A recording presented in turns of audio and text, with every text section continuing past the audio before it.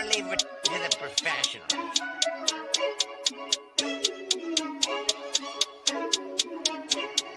Last by Bundy, blah, blah, blah.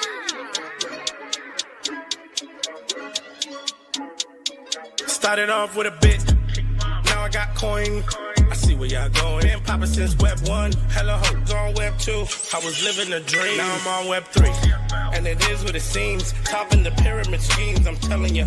I'll sell you a percentage on Nebula. Shout out to Vince, yo, set it up. Surfing on the web and I'm shooting at 3. I've been goated when I got my G. I'm an alien boy from a different planet, yeah. So I got my drink, I'm riding in the 1920s Model T Ford. Call her Era Lord. Call me Levi, playing on the keys, boy.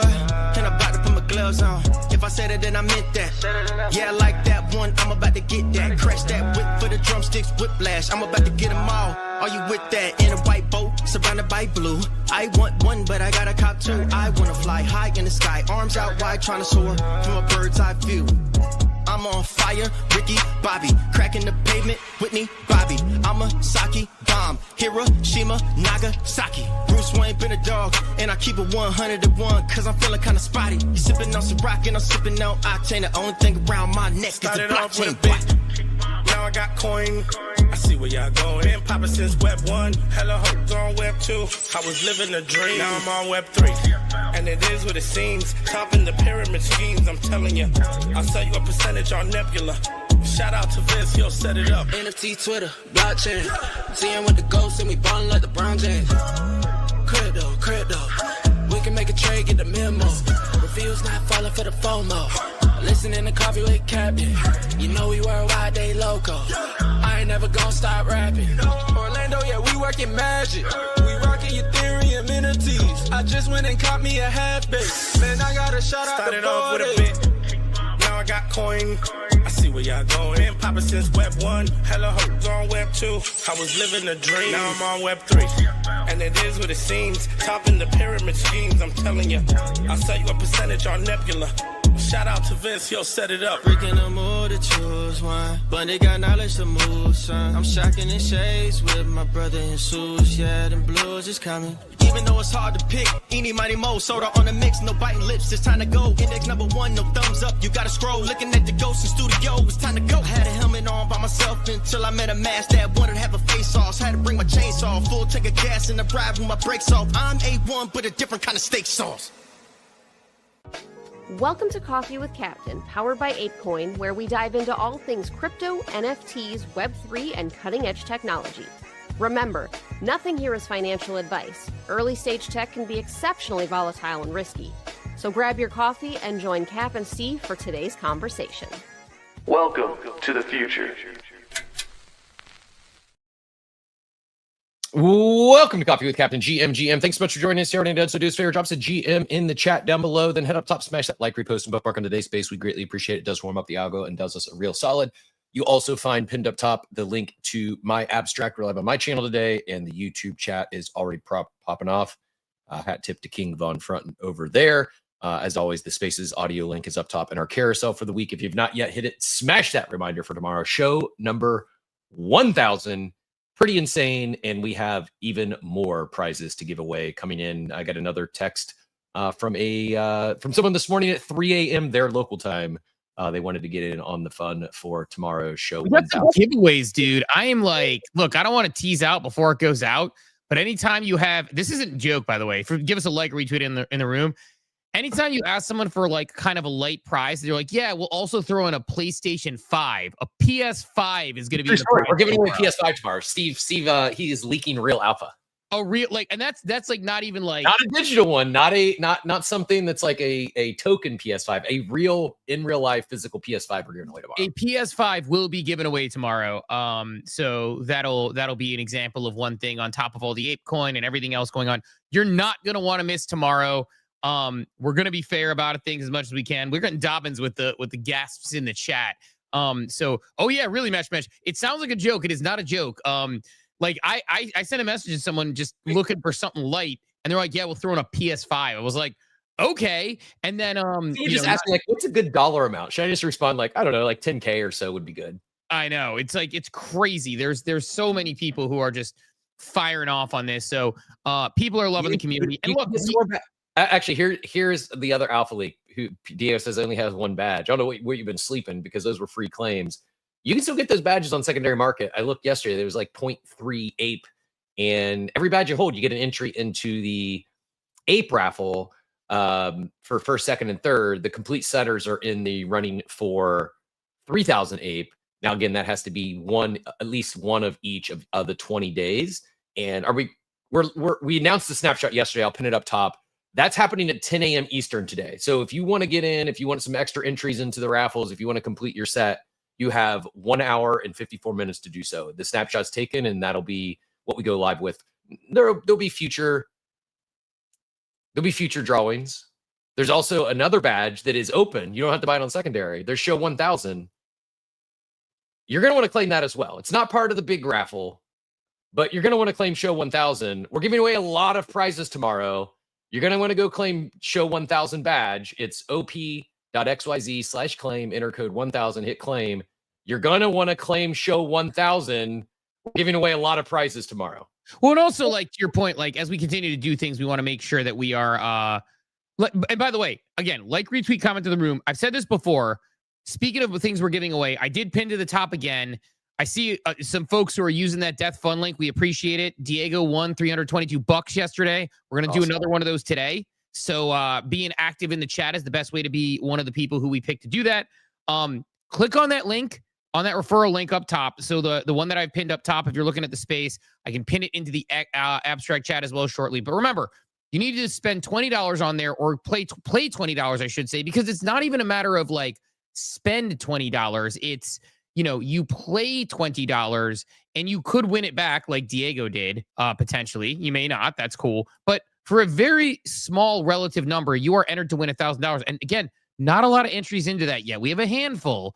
When we have people like, Joey Valls is going crazy in there. We've got some people doing it. But up top, that link, if you click on the Death Fund link, you basically need to go to my tweet that's pinned to the top, use the link that you have in the abstract chat. If you do that and you go over there, and again, with your Abstract Global Wallet, you do $20 worth of games. Pretty simple. That's going to go ahead and get you done. Click on that link and get you done. So just you want to be entered into that, because again, early on, I know it's a couple days in, not as many entries as I thought right off the rip. So it's giving you a chance to potentially, let's say even 100 people enter. I don't know, $20 where you might make money. It might be plus EV, 1 in 100 chance to win some money. $1,000, good opportunity. So if you like what we're doing tomorrow, we're going to be giving away a lot of stuff. PS5s, merch, cash, all these different things. ApeCoin. Supporting our sponsors is the number one thing you can do to get attention or to help us continue to do this for the community. But Cap, I know we're in cold open. I got a crazy busy. Just before we go, one last thing.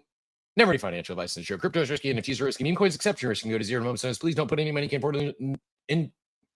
Don't put any money in you can't afford to lose. Know that Steve and I hold tokens. We'll talk about from time to time here in the show.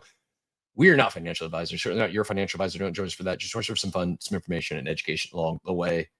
GM Steve, you feeling a little better today? Green market's got you. I don't want to hear anybody give me shit. Next time I bitch about the market and it goes green, so you're welcome all. My like frumpy mood for like 4 to 5 days, which is probably more related to the fact that I was eating like crap and drinking instead of like my like super healthy diet. It is, I'm telling you, Cap, I know that you're a big caffeine guy, so am I. I've done things where I've gone off caffeine for a month and then I get back on caffeine and like I feel like I can see sounds. Like you're just like walking on skates. I don't know how you go off caffeine. I'm not even joking. I could quit cannabis easier than I could quit caffeine. It's it's my number one advice. I'm a caffeine addict. Like I don't want to go through the withdrawal. I don't want to give up my caffeine. Like I'm fine with it. I'm fine with my caffeine addiction. I have no issues with it. Yeah, it's not even a bad thing. It's just one of those things where I do it from time to time to ease myself off and whatever. Because like I'll get to the point where it's like I'm drinking a coffee out of this thing right now. I didn't get my Starbies this morning. I get a little more sleep. And then I'm going to go to Starbucks later and get a cold brew at like sometime between the hours of 11 a.m. and, 2 p.m. It's just like, it's a lot of caffeine. So sometimes I wean off it for a little bit because that's probably. Have you ever just cut your afternoon coffee? Have you ever just like noon, no more coffee after 12 p.m.? So that's usually where I start. So just it's the thing where it's like I'll cut off my afternoon coffee, and that's the first thing I do just to wean myself off and be slower with my coffee during the day. And then I'll like drink tea for a little bit, and then I'll just drop it for like a month. And then I get back and it's like crazy. But roundabout way of saying I have not been the healthiest eater, even the past few years, on and off. I've been on diets, off diets, going really hardcore where, again, there's like no processed breads, things like that, like very little even vegetables and fruits, just because like I was going lower on sugars and just carbs in general because I was trying to like kickstart a diet. I'm going a little easier on that stuff now with the healthy stuff, but it's like doing that for a month with one cheat day and then having like a 2.5 day binge, basically, where like it wasn't a binge, it was probably like on and off for 2.5 days. It's like, I think it materially affected my mood because even yesterday, after eating a little healthier, not looking at the market, same market conditions when I went to bed last night, feeling a little better as the day went on, woke up, felt more anxious. I know we talk about like the things, what you put in your body matters, yada, yada, yada. It affects all these things. But I mean, I think like the combination of like, I didn't do like the other thing is like, I didn't do my Saturday or Sunday runs watching college football or football. Like that's another thing that I've been doing as a routine again, which I really like. And so I think like dropped a little bit of exercise, ate a little bit worse, and drank a little bit more. And my mood was just off. And so like, I think there is a very strong possibility that it leaked into other areas of my life and my performance and things that I was doing. And so definitely something I'm keeping an eye on for sure. I think also like Real Alpha, I think it's a stark reminder not to emotionally trade.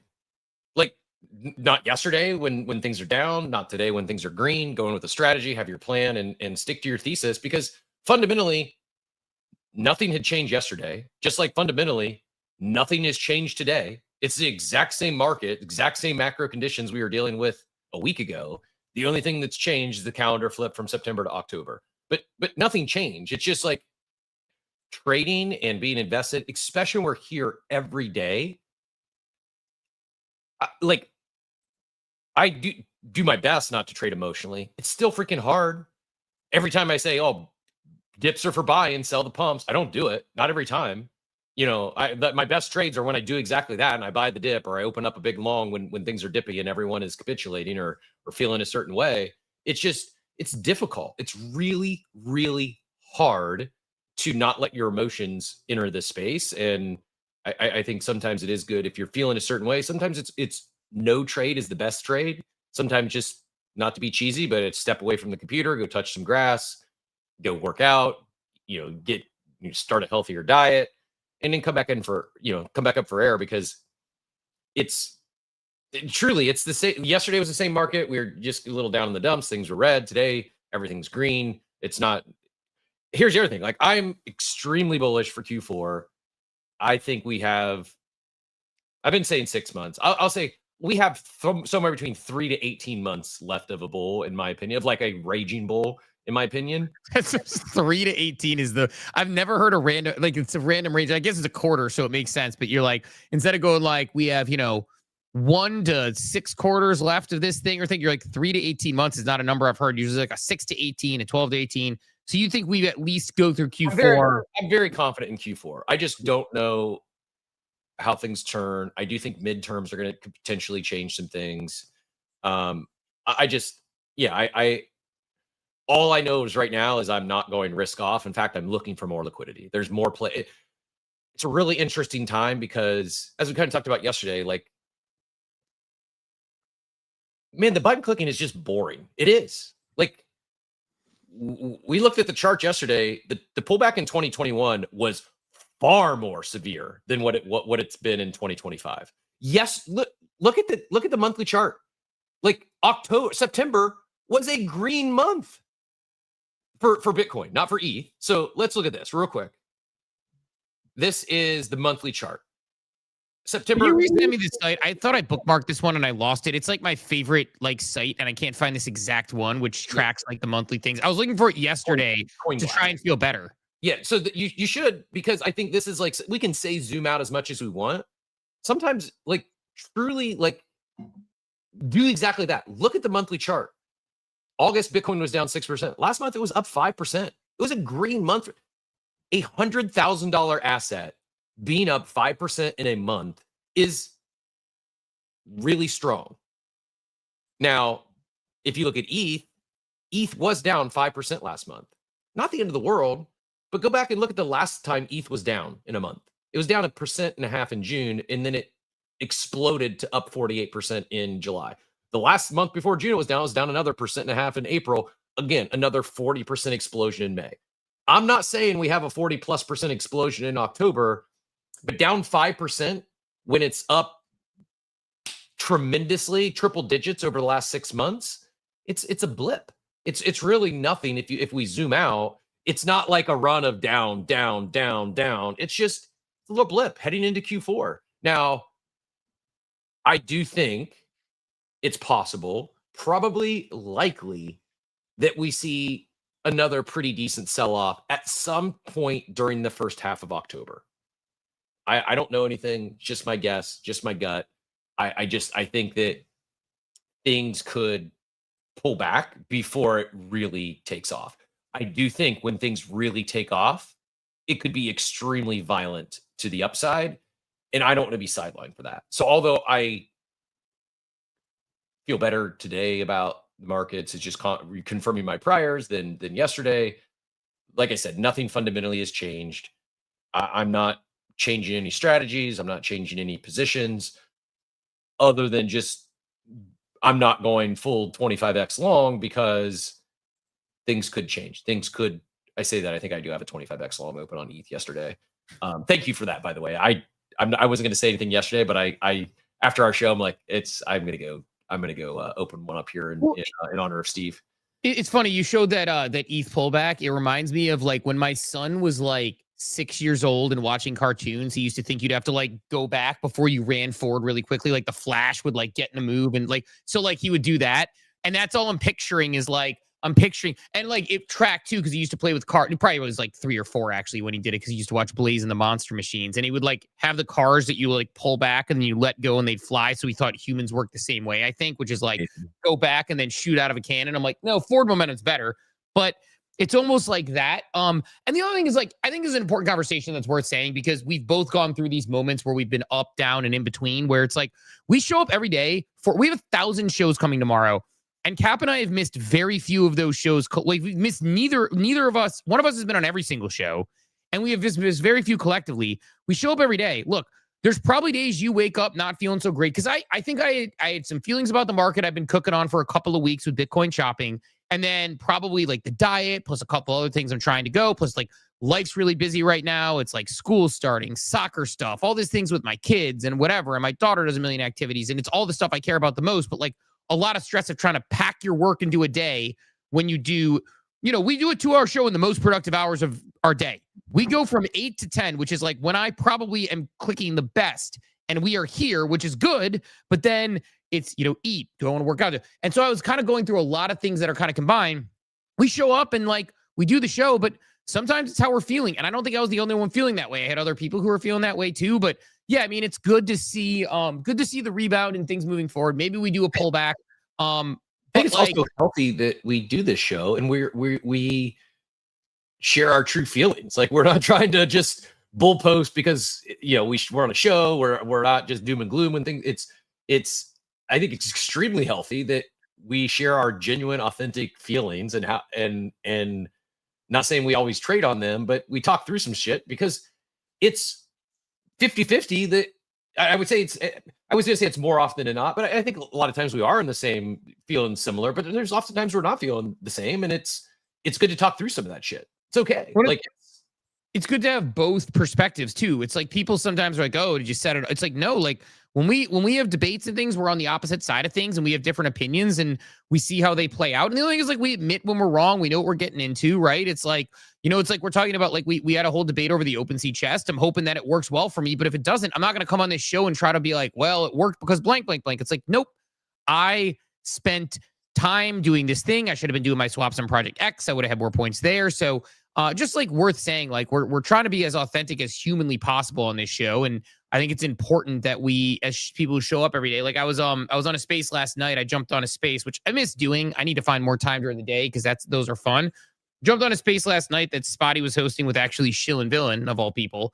I went into the crowd to listen because I saw Spotty was talking. It was his space, and they were talking about Hyperliquid, and they were talking about Pump.fun, and it was honestly just a normal discussion. Which I'm never one to be like, people are like, why would you go on a space like that? It's like I want to have discussions, and I don't want to be limited what rooms I'm having discussions in, and I'll go to multiple places.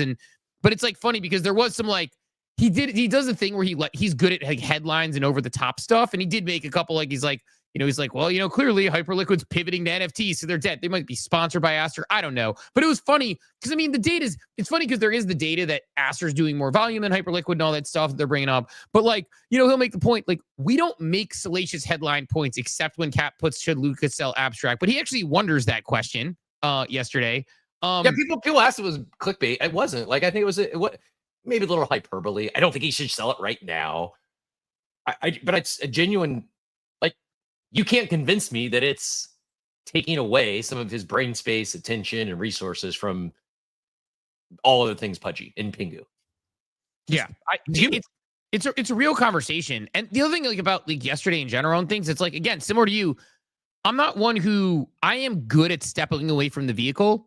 And I know that like that's just like one of my mentors used to always say, like, when things were getting hot at certain points or whatever, he'd be like, let's step away from the vehicle. And it wasn't like condescending or anything. It was for him too. And he'd be like, I need to step away from the vehicle and take a beat, take a breath, come back.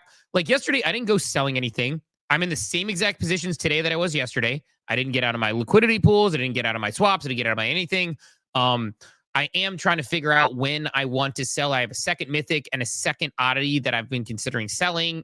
They're getting a little bit of a pump. I don't know when Spencer goes on stage tonight/tomorrow, whatever time it is in Singapore, but debating if I want to wait for that and play that gamble, whether he announces a token or not, or as you're selling oddities. This is probably my most expensive NFT buy since the Flufflement. Picked up this witch hat yesterday. I didn't do it on purpose. It was just a collection WETH offer that hit and up a little bit on the you, by the way, which would have been funny. What'd you say? I said I nearly WETH my oddity into you, which would have been funny, but too funny. Yeah. But you're thinking token coming tonight. Like you're thinking tonight/tomorrow, whatever date is in Singapore, time is a flat circle, time zones don't exist.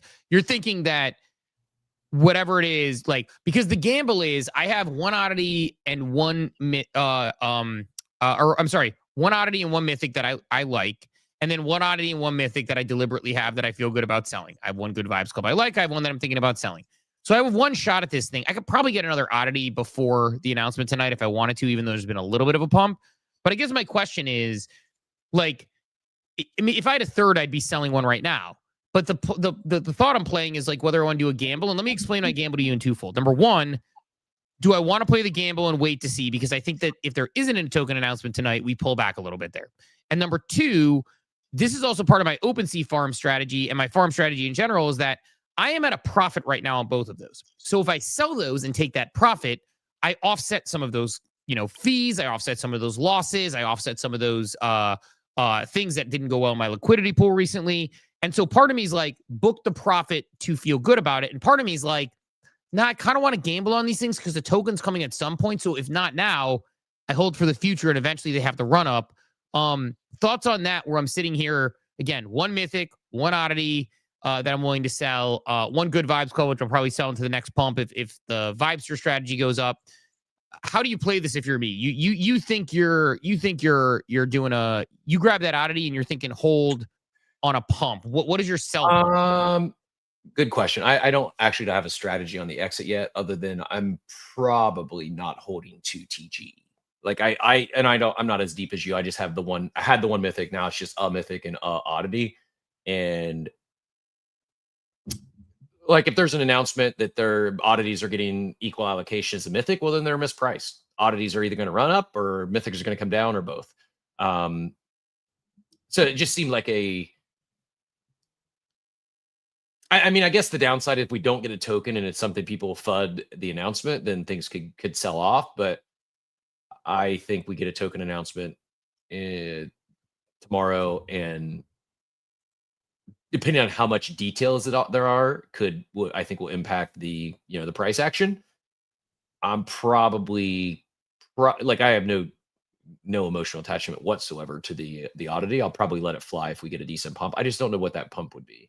It probably starts waiting till I see some of the silly math spreadsheets on like, oh, this, Moonbird's going to get X in token allocation, Mythics are going to get Y, oddities are going to get Z, and go from there. But I don't know. What do you think is like I'm just making up a number. I think it could 2x from here. I think oddities may have like a 0.5 ETH ceiling. I hope so. I mean, that's kind of my thinking is like, honestly, like my thinking on my oddity and my Moonbird. Where's the downside? Like downside 0.15 maybe. That's hard for me to even imagine them going down a full 0.1 from here. Whereas it's easier for me to see them 2xing than going down a little bit. Yeah. By the way, I'm also trying to figure out on the collector crypt packs, like how to properly search them on Magic Eden. It's kind of a mess trying to figure out how to go through the collector crypt stuff, which is a problem because I'm trying to figure out what the floor is on those. Like the under price now. You can get one. I'm gonna grab one more. You can get one for under mid price. Yeah. I might have to grab one of those too. It's only on Magic Eden where you buy them? Yeah, because Magic Eden is because they don't have Solana trades on what the hell is OpenSea doing with that? It makes no fucking sense to me. They've done all these other, like today the thing is go buy a NFT on Ronin. Like no one fucking cares. Why are they why don't that they might be a partner deal. I'm not gonna like hate on the Ronin thing, but I think the Solana I'm not hating on it. I'm not hating. It's a genuine question. Why haven't they launched Solana yet? Makes no sense. Because as soon as they do, they're gonna like GG for Magic Eden. Once OpenSea launches Solana and Ordinals, it's over for Magic Eden. I mean, it's a good question that we probably should ask. We should get Chris Mattern on the show or Adam Hollander. I'm not trying to downplay the technical side of things. I know it's not EVM. I know it takes there's some, but I'm not mistaken. Like I can already buy an ETH NFT using Solana, the token, right? Or is it just EVM? No. There's not that yet. It's. I mean, I know it's complicated. But I can do swaps on Solana, right? Yes, you can do swaps. Swaps on Solana is one of the best ways to actually level up your chest because you can just. My brain isn't big enough to understand why how they have token Solana swaps, but they don't have NFT swaps on Solana. It just doesn't make any sense to me. Yeah, because the market's there, and it's like the last frontier for them to go capture like what I feel is like a layup of market share. Yeah, it is a surprising one to me. I'm not gonna lie, I don't understand it enough. Yeah. So here's the alpha. I just got one for $29 which is actually not below min price. So $5 above. So I got one for $30. So I lied. I forgot they weren't 30. They were 25. So just got one there, and I just the 12 packs are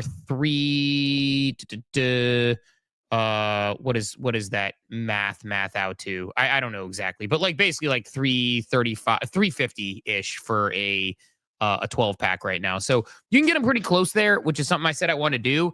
I now have 7 individuals and 1 12 pack. I think I'm pretty well packed there as well. I can see those getting a little rip up. I can see them getting a rip up closer to redemption.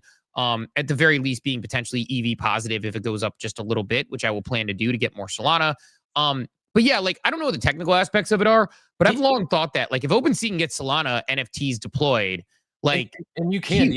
Diego said you can use Solana to buy ETH NFTs on OpenSea, and he also said Hollander confirmed that they will add Solana NFTs. So I guess just dotting their T's, crossing their I's, making sure all the tech works. But yeah, that is you would think that that'd be a priority for them while they have this farm going. Yeah, you would think so because, like, for example, like I would have bought a ton of NFTs. Like I would have bought all those boxes on there. That would have been a huge one. So that would have been nice for me. But yeah, I mean, Solana, I think the memes are where it really matters for them. But no, it's look, I mean, it's an interesting time, but it's like definitely, like I said, like I am kind of said this before, I'll say it again. I'm not an emotional trader. Like I never have been, to be honest. So I'm like it's not even a problem I have where I have to like worry about trading emotionally or doing things crazy. I've always been pretty good at just saying, look, like this is the decision I've made. I'm going to accept this decision or not, and I'm going to call it a day on that. So, not a problem for me on doing anything crazy while we're emotional. But yeah, I mean, like the boxes, they're good. We might get an announcement tonight, and I need to figure out exactly how I want to play this. I need to figure out exactly how I want to play this this Moonbirds play, because I think you're right. Going back to the point you were asking earlier before we went down the collector crypt box route. I look at it and my NFTs, I'm like sitting here and I'm like, all right, what's the upside on Mythics? See, I was thinking upside on Mythics by half an ETH. I'll probably sell my second one. On oddities, if it goes to half an ETH, that is. But I might even go by in the 0.4 range just to make sure I don't get caught on the way up. On the oddities, I was thinking 0.3 and above, I'd probably sell. So, we'll see. But I think that it's the upside versus downside, though, because I think, and this is where we talked about where it's like founders, hype, etc., yada, yada, yada. Like, there's an abstract video that I really liked, but like we talked about this a little bit. It's not to be like hammer on abstract or whatever, but there's an abstract video they released, which is really cool, really well done, like good voiceover. I like the branding. It feels very futuristic, but it's felt like a very Silicon Valley version of what we see on the timeline already, which is you are not ready. Abstract going to be the best, right? We're going to be the consumer chain by reaching consumers, by deploying dApps, by incentivizing people to go on there.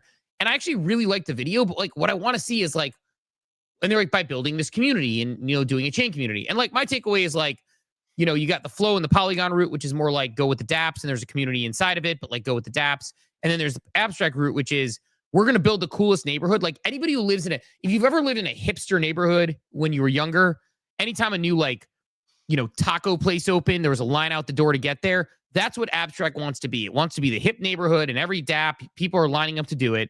But like the thing missing from the video is, why is this true? What are you going to do to get there? So it felt very hypey and very cool. It's just feels like there was an opportunity there to kind of be like, and we've done it with this app and this app and this app. So we'll see. I mean, if I were abstract, again, self-serving, I'd be pumping up the Diego win on Death Fun and the coffee with Captain Death Fun. Like these are dApps that are succeeding on your platform. Like, I posted a video about it yesterday. I'll pin it up top about Diego's win that I'd cut. It's like, if I'm an ecosystem, I am looking for that stuff to drive awareness to my world. So I'll post that up top here in a second. But man, heck of a day yesterday, and we'll pick someone to do that here pretty soon. Cap, I think because we're talking all these green numbers, why don't we do a daily market update and then saving more, for tomorrow for the show 1000, and then maybe we do a Death Fun. We rip it, we rip it and grip it with Death Fun. Sound good? Let's do it. Anyone looking for those badges, the collection, the link came through a little funky, but I did pin it up top, the open page collection. You can just click on the filters, search creator, checkmark coffee with Captain, and you can find them there. A couple people looking for ones that aren't listed. There's some of those days are in high demand, but yeah, go ahead and let's do a quick update in. Let's rip it. The daily market update straight to your brain. Powered by ApeCoin, no hype, just gains. Moving on 8chain, we bringing the heat. NFTs, Feds Alpha never miss a beat. 8chain on top, now we bringing the flex. The home of NFTs, these now what's next? Come on, my head top, money for the time, and chop for one time. It is time for the daily market update, powered by ApeCoin, the home of NFTs, the home of Project Raid. If you are not using it on Hyperliquid, if you're not using it on Solana, if you're not using it on Ethereum mainnet, if you're not using it on ApeChain, there is a ton of places to play around with ApeCoin. We'll be curious to see what happens with them next. ApeChain has it all, bringing culture, fun, and community to the blockchain. Dive in and see why ApeChain is on top. And Cap, greener pastures today. Yeah, speaking of Ape, got the one of those God candles up big, just 4% on the day, but ran up pretty nicely to 55 cents. Looking at our majors, Bitcoin up 3%, 116,546 after another green month. ETH up 3% as well to 42.96. XRP 3% to 294. It'll be $3 today probably. Solana leading the way on majors, up 5% to 217. Doge up 5% to 24. We also have some Solana ETFs coming live any day now, and I think part of me, while I remain an ETH bull, I might look to get a Solana trade on. Cardano back in their stable pegged range in the 83 cent range, up 6% on the day. Looking at the other memes, we've got Sheeb up 4%, Pepe up 5%. Pump, the big winner on the day, up 23%, kind of insane. Pingu up 12%. And looking at NFTs, we're talking oddities and mythics, actually Moonbirds leading the charge, up 12% in the day to 3.45. DX Terminal, that's everyone's favorite OpenSea farm. Little Pudgy's down 3%, Big Pudgy's down 2%. Farward Creatures, still not sure about this one. Maybe it's on base. I don't know. No idea what's driving the volume there. Genesis, the OpenSea NFT, up 12%. It's not really the OpenSea NFT. I guess they did launch it when they acquired. It was just Gem, right? Gem.xyz, was that the what became OpenSea Pro? I don't even remember, honestly. I remember using it, but I think it was Gem. Sounds correct. Milady's down 6%. They continue to trade inverse to the rest of the market. Mythics up 10% on the day. Itheer Checker license. No idea what this one is. Looks, if anyone knows, let us know. And Apes down 1% to 8.99. Hopefully they can regain that 9% today. That's our daily market update, brought to you by Ape Chain. Ape Chain on top, the home of NFTs in the Coffee with Captain badge collecting challenge. You've got less than 90 minutes left for that snapshot for the big giveaway tomorrow. So go get your badges, go complete your sets. And speaking about another newer chain, I know we're going to do Death.fun here in a minute over on Abstract. I'm not changing anything, but I also think I'm all the way out on any sort of Abstract TGE farm. I didn't stream once last week. As you know, I was out on vacation and my rewards were basically the same. I mean, they were dipped a little bit. I went from 10 grand, 11 grand. So I guess I was down like just under 9 grand. So call it not even a 20% dip. And I did nothing last week. I literally did nothing on the chain. So apparently just my badges and holding my Pingu and the Discord bonus, that's getting me 10,000 XP, and streaming every day gets me a couple of thousand. I don't know. I know they're making some changes. I know they're doing DeFi, but and I shouldn't be upset. But I was expecting like 2,000 or 3,000 XP to get 9,000 for a week of doing nothing. It's like, what's the point? I say this like tongue in cheek. We're going to continue to stream, but what's the point of streaming? It is weird. It is weird. We're going to make millionaire streamers are going to get millions of dollars, and it's not coming by Abstract TG apparently. So I don't know what. Well, I mean, it'll be the people who they made a lot of, and understandably so. You should support the people who create their identity around Abstract. Those are the ones look, Dyla, great. She's awesome. She's one of the best we got in this space, and she was streaming a lot and she got a job there. Eli has been doing pretty well over there. He's been pretty candid with feedback too. Marianne, those people, I think those people are going to do well. What's crazy is we might be amongst the top 5 most consistent streamers on Abstract, I would guess, that are actually providing not just watch me do 10 push-ups, which by the way, content people want to watch sometimes. By the way, we're the number 2 watch show right now. There's Abstract Gaming is just on all the time. It's got 55 watching. We've got a dozen. It's the number 2 viewed stream, but yet we're 3 rows down the fold. It's just come on. Is that happening again? It seems like it was fixed last week. So yeah, I mean the row above us is 4-2-2 and whatever. It doesn't really matter, but it's just come on. This is your edge right now. This is your one. Well, not for long. Pump.fun. Laura Shin. I know. It's over. It's over. I truly mean it. I think they were first to market with streaming on chain.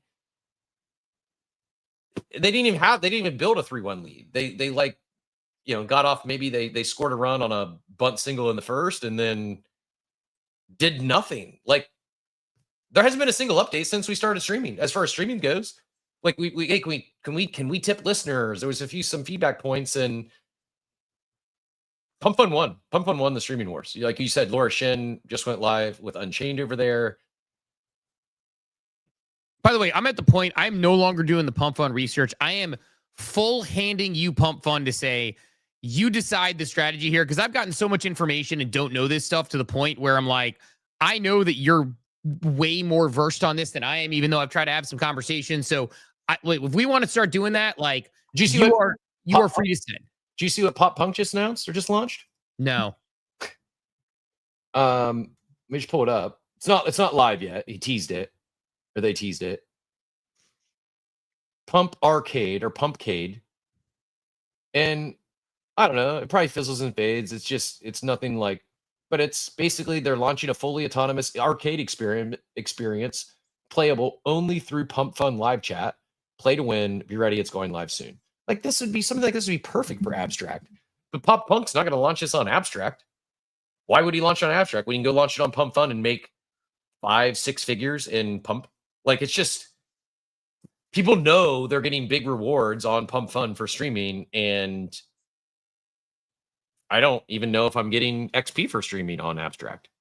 Yeah. And like, here's the thing, like we would launch it probably similar to Laura Shin about like, look, we're not going to pump, talk about it, drive utility of this token. It's purely to stream and learn about like, what it's, what it is on there. But like, this is part of the conversation I had yesterday. Actually, there were two Steves on stage, myself and Solana Steve of the man who put the Pump.fun logo over the Hollywood sign with the base crew.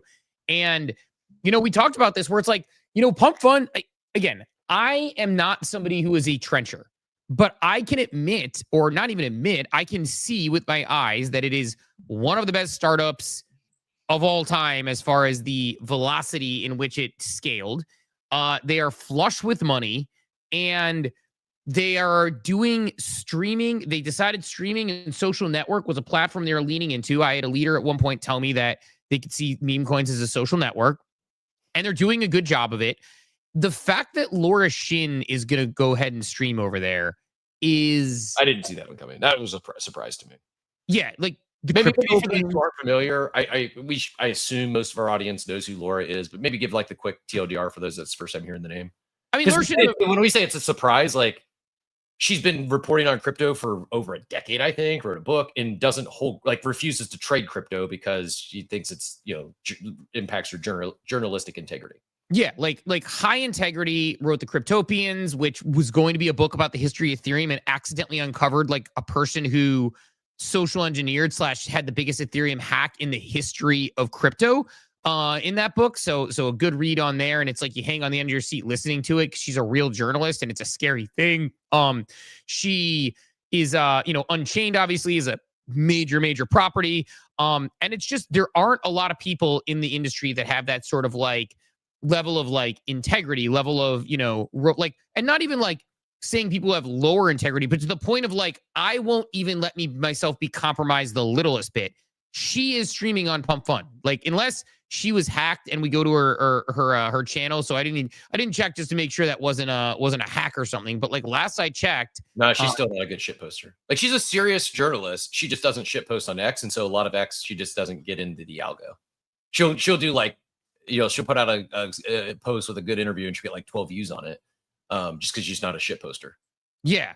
But either way, she she had announced, and again, I just want to make sure I'm like seeing the post and it wasn't like some like crazy hack thing, because I know you had shared it in the war room, so I need to find it. But yeah, no, on Pump, there it is. She's going live on Pump, 6,521 viewers. She probably got paid for it. She did a Hyperliquid versus Aster discussion on Pump yesterday, and like she specifically said that Pump is not paying her anything. Of course. There you go. So it's just, and I where some may lie about that, I truly believe her. I don't think she would disclose if she was getting paid. I'd feel pretty confident saying that. I don't know her personally, but everything I know about her, I think she's being truthful.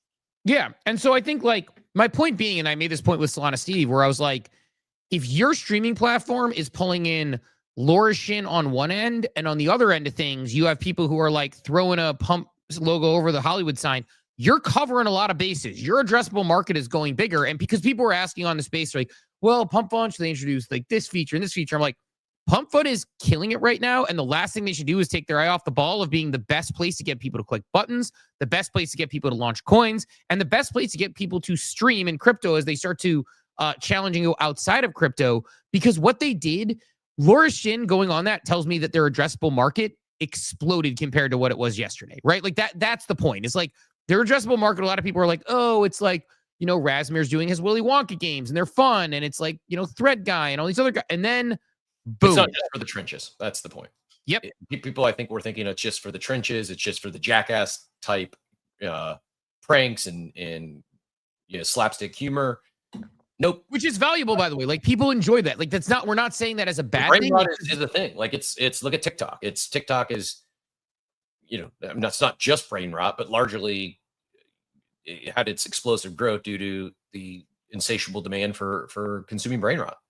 Right. And it's like, this is my point, is like, this is what this platform sort of was. And now, like, as we see more people, and look, Eddie told me this 2-3 months ago when we had this discussion, or a couple months ago, Jonah's been on there. Like, a lot of people have been playing in those streets. So I know it's not just simply that, but like, there was this content that it seemed like it was, and now it's like expanding out even more. And I know it's had more than that, but like, it's not just Gainsey talking about trenches and kind of yelling or whatever. It's more. And when you look at like the abstract product, which again, it's not like funding abstract, it's just because we're about to do a Death Fun on abstract. So if you want to be in the Death Fun game today, give us a comment in the chat, give us a comment in the YouTube, give us a comment on the space. I'll check the spaces as well, and we will figure that out and go live on that one shortly.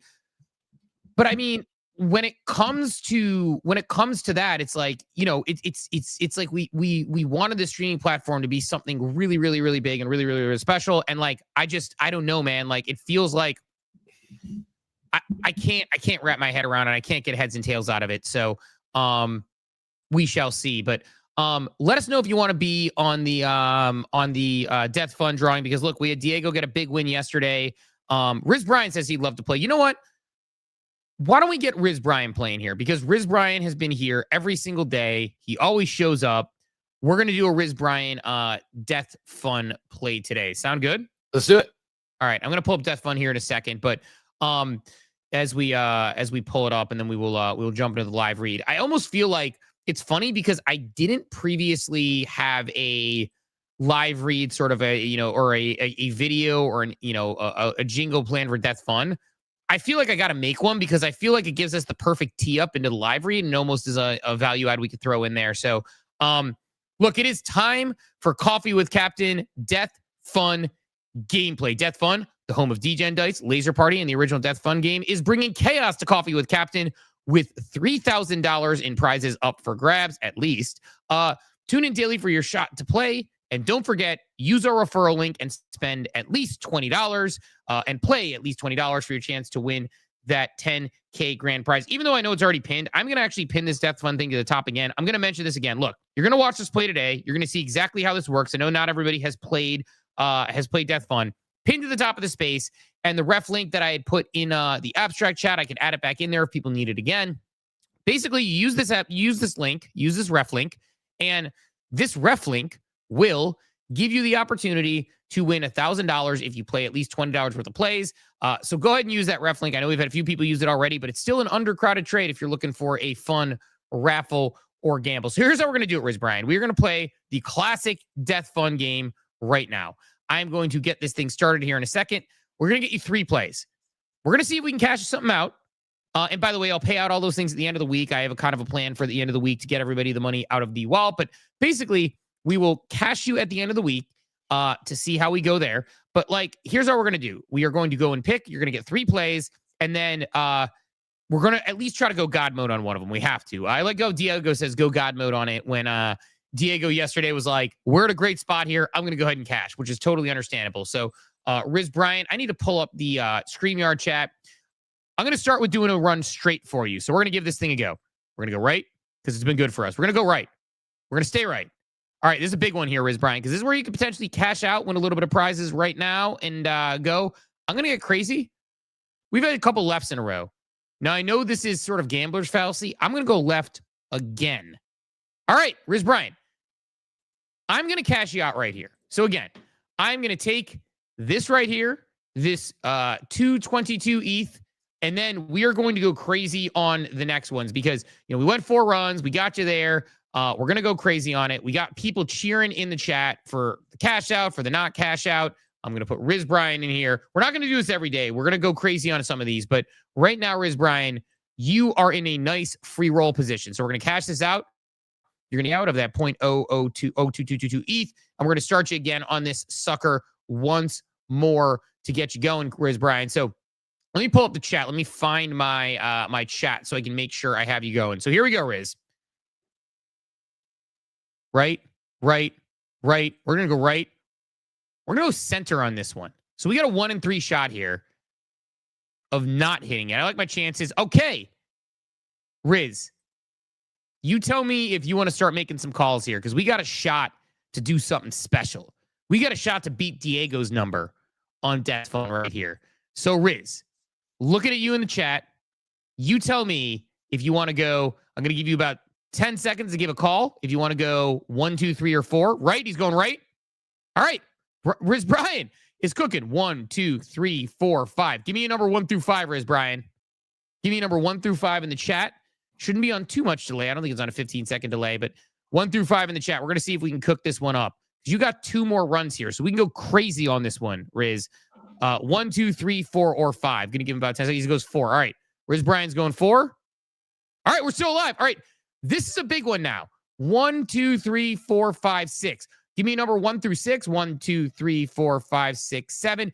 Give me 3 numbers, a 1 through 6, a 1 through 7, and a 1 through 6. Give me 3 numbers because you're going to give us our next 3 runs right here. So we're going to go 1 through 6, 1 through 7, 1 through 6. Just give me all 3 numbers right now, Riz Brian, and we're going to try to speed run this sucker and see if we can get you a big payout. So give us a number where you're going.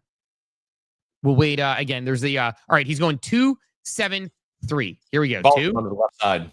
7. Ooh. 3. Oh, no! Oh man, we were right there.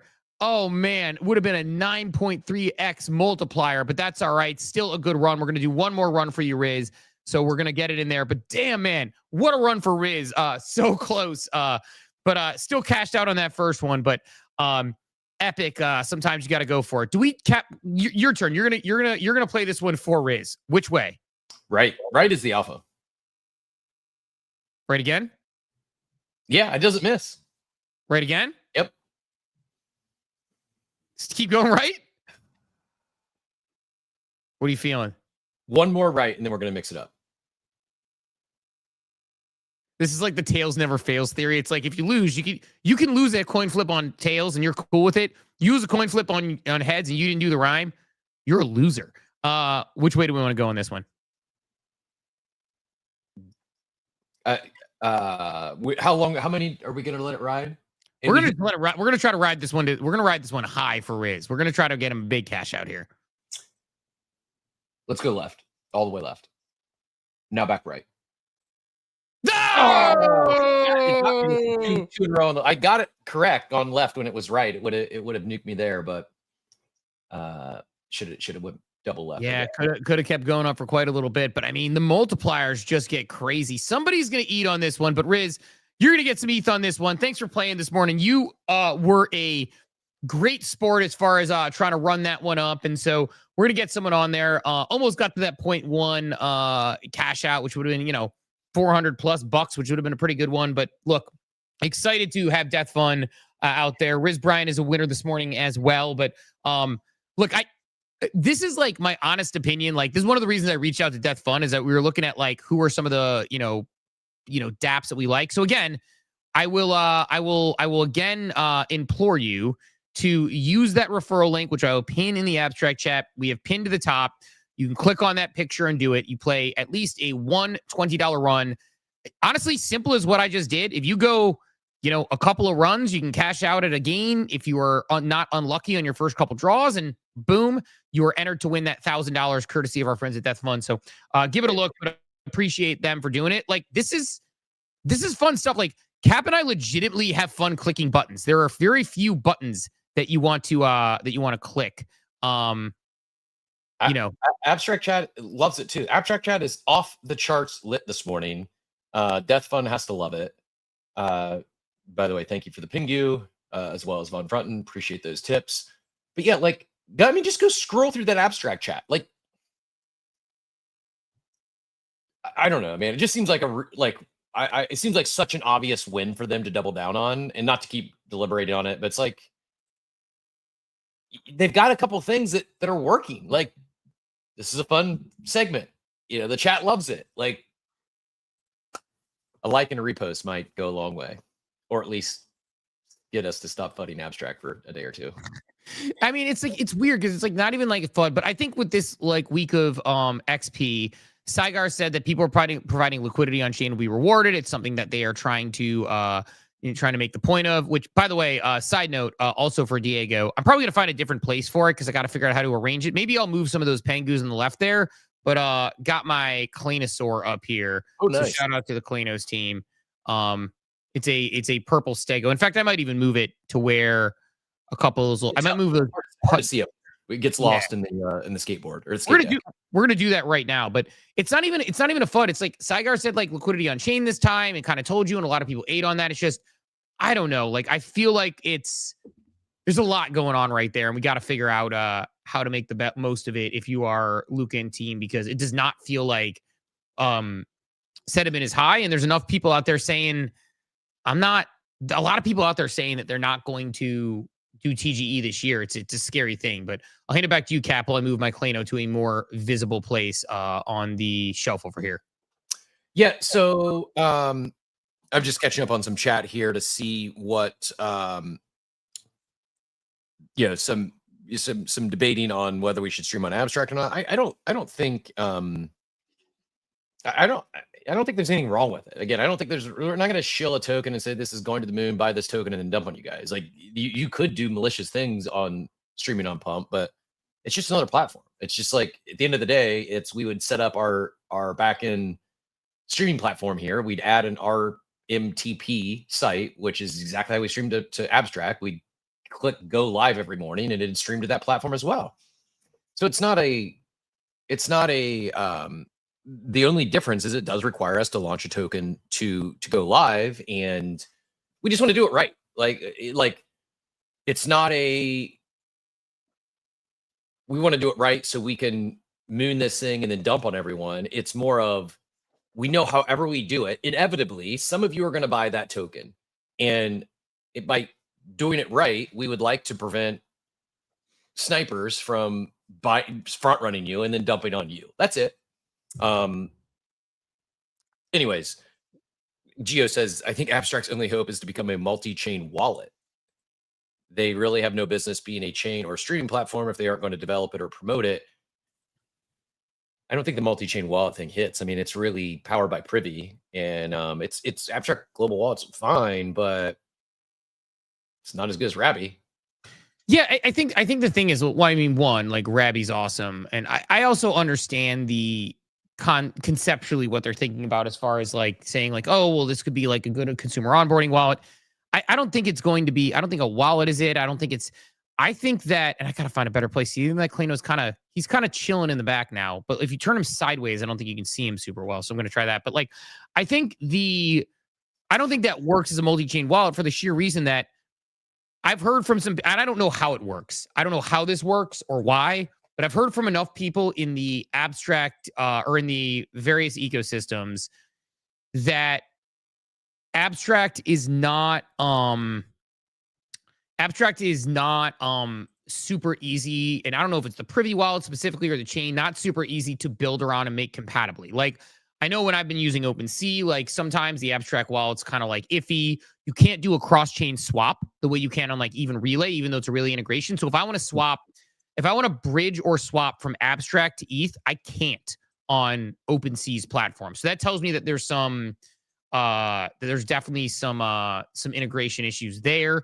So not a huge fan of that. So I don't know, man. Like, I don't think that the global wallet thing is going to work out for them.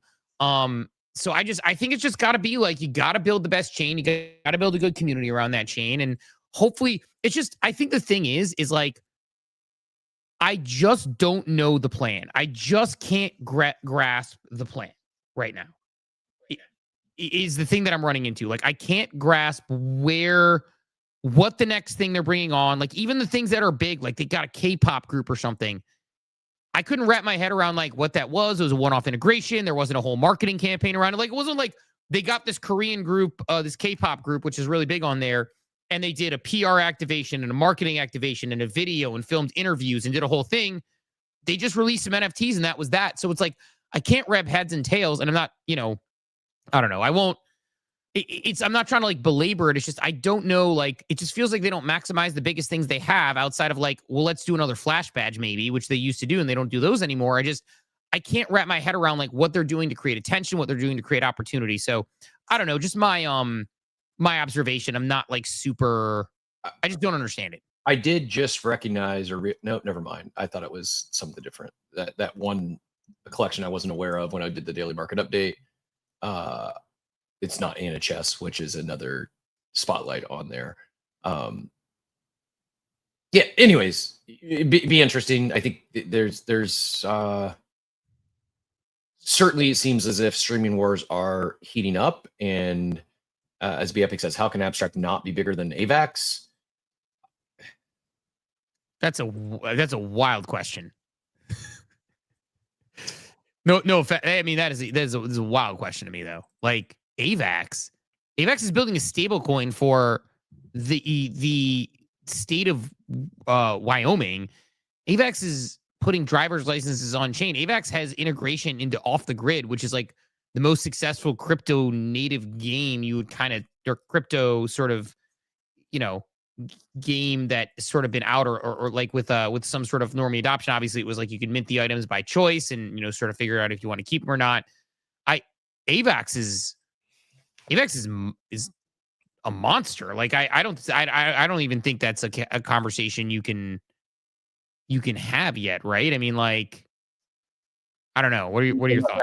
Unless Abstract can land like the state of Florida DMV or something, big. I just I think they're pretty. AVAX is doing some big stuff that doesn't necessarily get the attention of crypto Twitter all the time, but they now have a mindshare lead to help with that as well. So that would be Abstract TGE would be a home run if they start approaching. And as far as like people using, we here may not use AVAX, but the chain is being used. The TVL is there, and there's a lot more in crypto than just memes.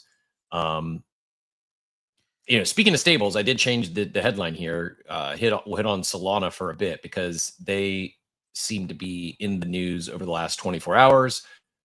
We were talking yesterday.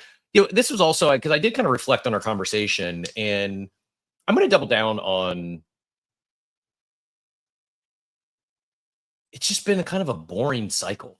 Like, the reality is button clicking, unless you're playing games like Death.fun, which is not most of the button clicking we've been doing. It's been that's not button clicking. I know where you're going with this, but yeah, to your point, like that's very different button clicking because that's gaming.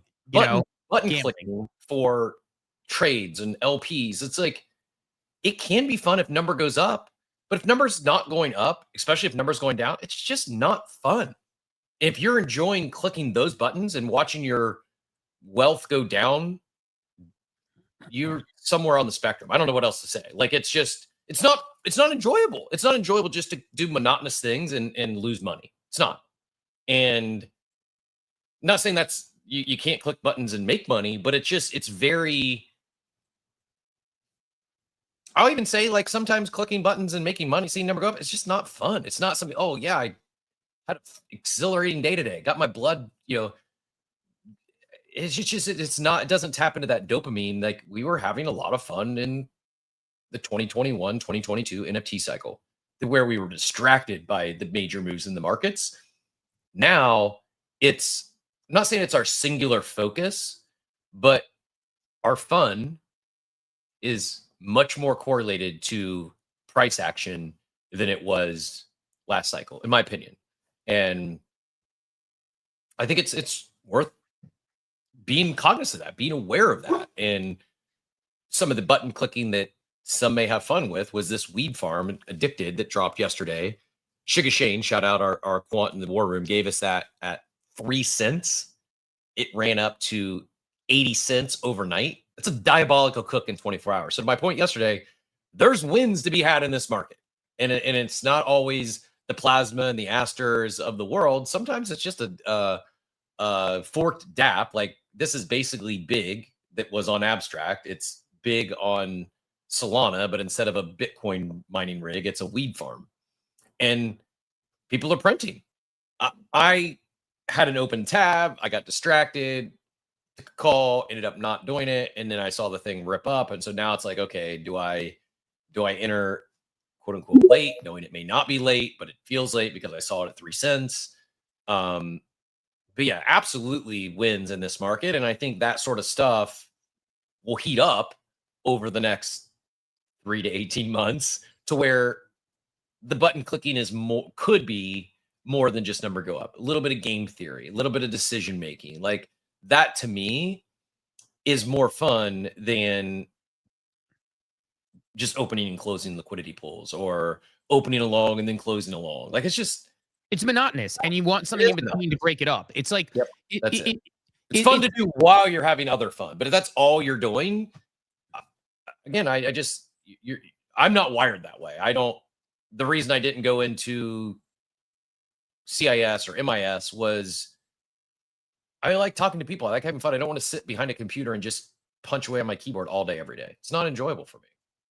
Even when number goes up, like, yeah, it's more enjoyable than when number goes down, but it's not something that I want to build a career around, just opening up liquidity pools and opening longs and shorts.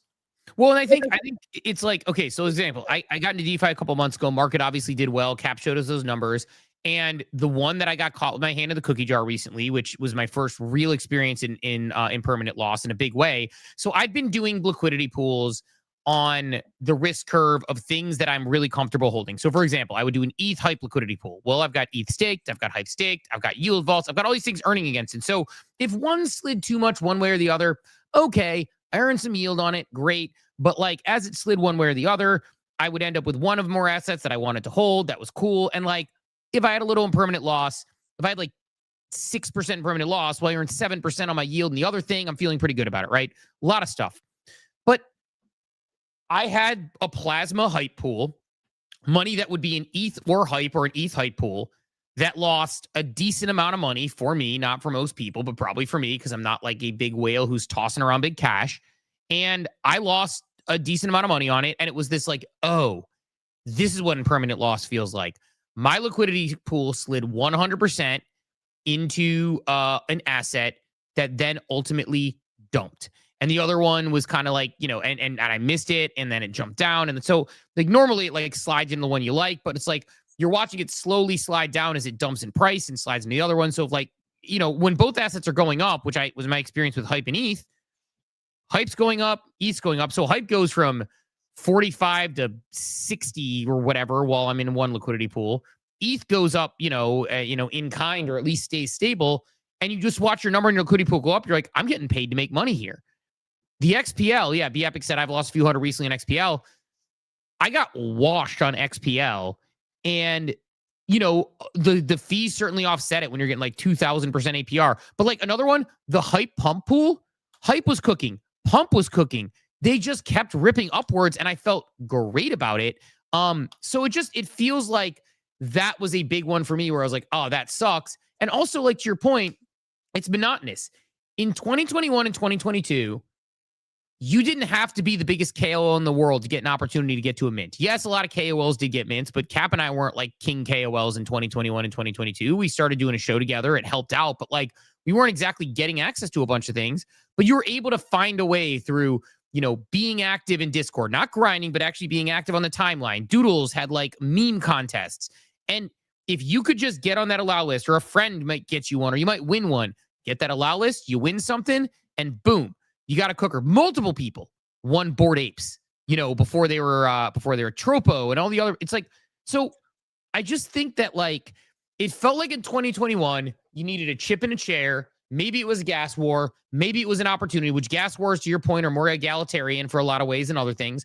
Like whether it was a gas war or whether it was a allow list you were able to get on, there was opportunity. Now I feel like you're right. There are opportunities like the weed dealer thing that Sugar Shane brought, and like all the other things, but like plasma presale you talked about, I couldn't throw $100 to a plasma presale. I would have thrown $1,000 at a plasma presale. And on top of being up on my investment, I would have gotten that big extra bonus bump, but I couldn't because I'm in the United States. A lot of people I hear talking about things are accredited investors and they're filling out forms. Well, I am not, and we are not in that position here in the States. The pushing buttons on the liquidity pools for big airdrops. It's just, there's opportunities with things like Kaido for sure. But again, kind of more of a grind. I see you're on your InfoFi game as well lately, which is probably helping you out too. But like, at some point, like the just clicking button stuff, like does get old, does get monotonous. And it's not only is it not as fun, not only do you not have reveals, not only do you not have these tiers and rarities and things that people like to play on, but you also, it feels to me like this feels like a rich getting richer cycle so far in a lot of ways, in the sense of like the big winners I'm seeing this cycle are the people who are early investors on things. Can't do that. People who are investing in things that I can't because I'm in the United States. People that are getting into pre-sales I can't because I'm in the United States. Like those feel like the big wins right now. And I think that wears on people, myself included, where you feel like you have these scraps to kind of pick up. Not that you can't be opportunistic and scrappy. I'm not saying you can't. But I do see a little bit of like this combination of it's less fun, less egalitarian, less opportunity for everybody across the board, and more big rich people just getting richer. Like I don't need to know like that, you know, Mike Dudas invested in Pump.fun or whatever and is just absolutely printing for the 50th time on the timeline. It's like, well, yeah, that's great. Like people who run VC firms who invest in these sort of things can do well, but like in 2021, you can get into a queue, land a random Top Shot mint, and then flip that for money or collect something you really like. Like that's not the same thing right now as far as like the money-making opportunity goes. So, DEXes said, if you're not in the right rooms with the right amount of liquid, it's pretty hard. And I think there's this combination of things that people are feeling right now. I'm seeing I feel you in the chat. So I think a lot of people are feeling that same way, Cap. Yeah, no, it makes sense. Checks out. And that said, it's, I think, important to not get lulled to sleep. I'm looking for a better phrase there. But like, again, perfect example is this addicted.fun, this weed farm. You're is kind of what you're looking for. Like, I mean, because if we were feeling like, oh, the opportunities are coming left and right, then we probably all hit that. I can't even do the math. 25x, give or take, overnight.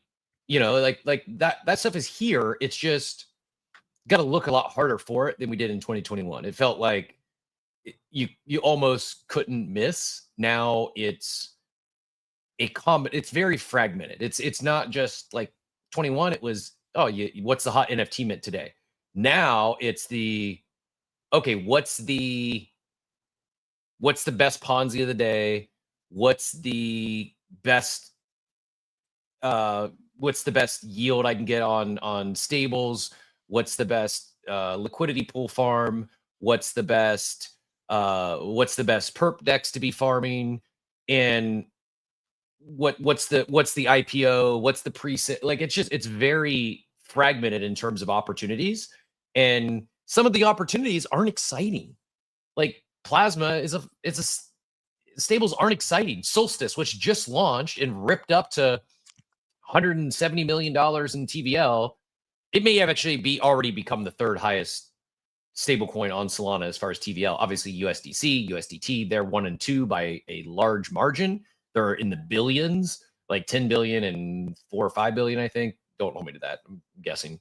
And then all the others are like PayPal USD is 300 million. Don't check my math on this, but they're all less than a billion, right? So it's USD, Tether and USDC they're the stablecoin winners right now. There's more than just room for two. We're going to see more stables. Right on Solana, we have one that just launched. They're in Singapore this week. They're making a big push. They kicked off a SocialFi campaign or InfoFi campaign, and they haven't even launched their stuff yet. So it's like there's probably money to be made there. I think even so I don't know if it's hard to tell too. I'm not saying this is a shot at all at ICOBs. I just don't know if he is talking about it because he genuinely moved over 100K and he's excited to farm the stablecoin yield, or if he's doing it just for a InfoFi farm, or both maybe. But I think he's really telling his moves. But I think the thing with ICOBs, he tells his moves. He's great. And by the way, big fan of him. Obviously, like buddy, and like have definitely somebody who I really like.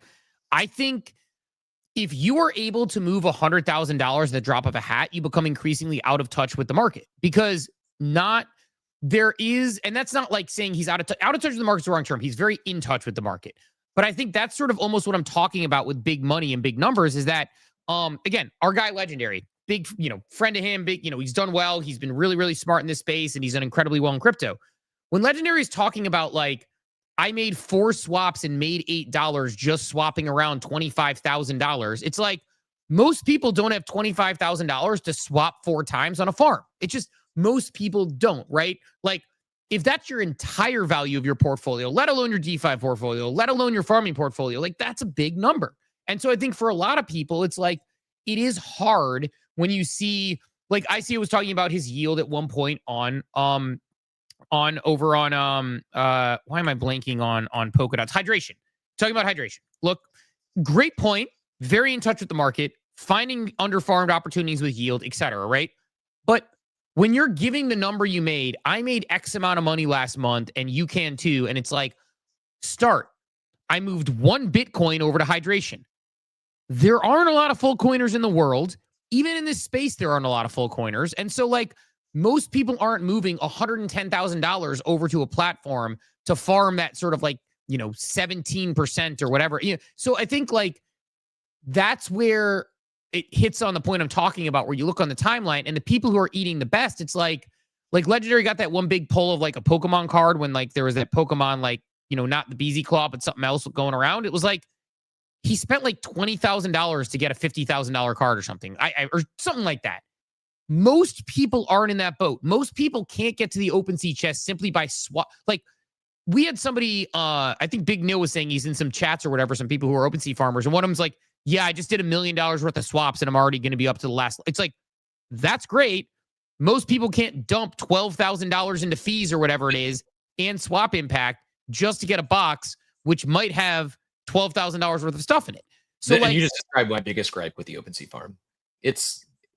We're going to get diluted by whales who can just buy their way to the top. I don't know if it's diluted because I don't know if like the airdrop is being increased to people that would have never been increased to those historical volume people. You see what I'm saying? Like I would be surprised based on the way that they've messaged this if like your airdrop's being diluted by people who are now doing this. I think there's probably like the same way we talk about bonus and additions. I think there's a high probability that's the case. I don't know anything for a fact, but like, I don't think it's about dilution, but I do think when it goes back to like, that's your gripe with the OpenSea farm, like they're doing, like it's blur farming on OpenSea in a different way for a lot of things. It's almost different variations of blur farming or token farming, which OpenSea has every right to do. They have a product, they want to make their cash, but I can see where your perspective on that would be, which I conceded at the time. I don't know that it dilutes the airdrop, but like the point being, I guess, to kind of like go back on this one is like, I don't think like I did an organic buy, $1,000. Like that's a real NFT buy. It's real money. Like go talk to 99.9% of the world and let them know you just spent $1,000 on a JPEG. They're going to tell you you're crazy. Like I'm a good consumer for OpenSea. These people who are doing $1 million swaps on OpenSea, they're not going to do that as soon as the OpenSea farm ends. They're not. They're going to go do it and pay less fees somewhere else or go to a different farm. It's just, you can't convince me otherwise. These are not real volume. It's purely farming volume. Someone's going to pay more fees just so they can move up their boxes. Whereas me, a real user, real historical volume, not a farmer, not multi-walleting. I just did my biggest NFT buy in months, and it got me one chest. I went from wood to silver or whatever, wood to iron.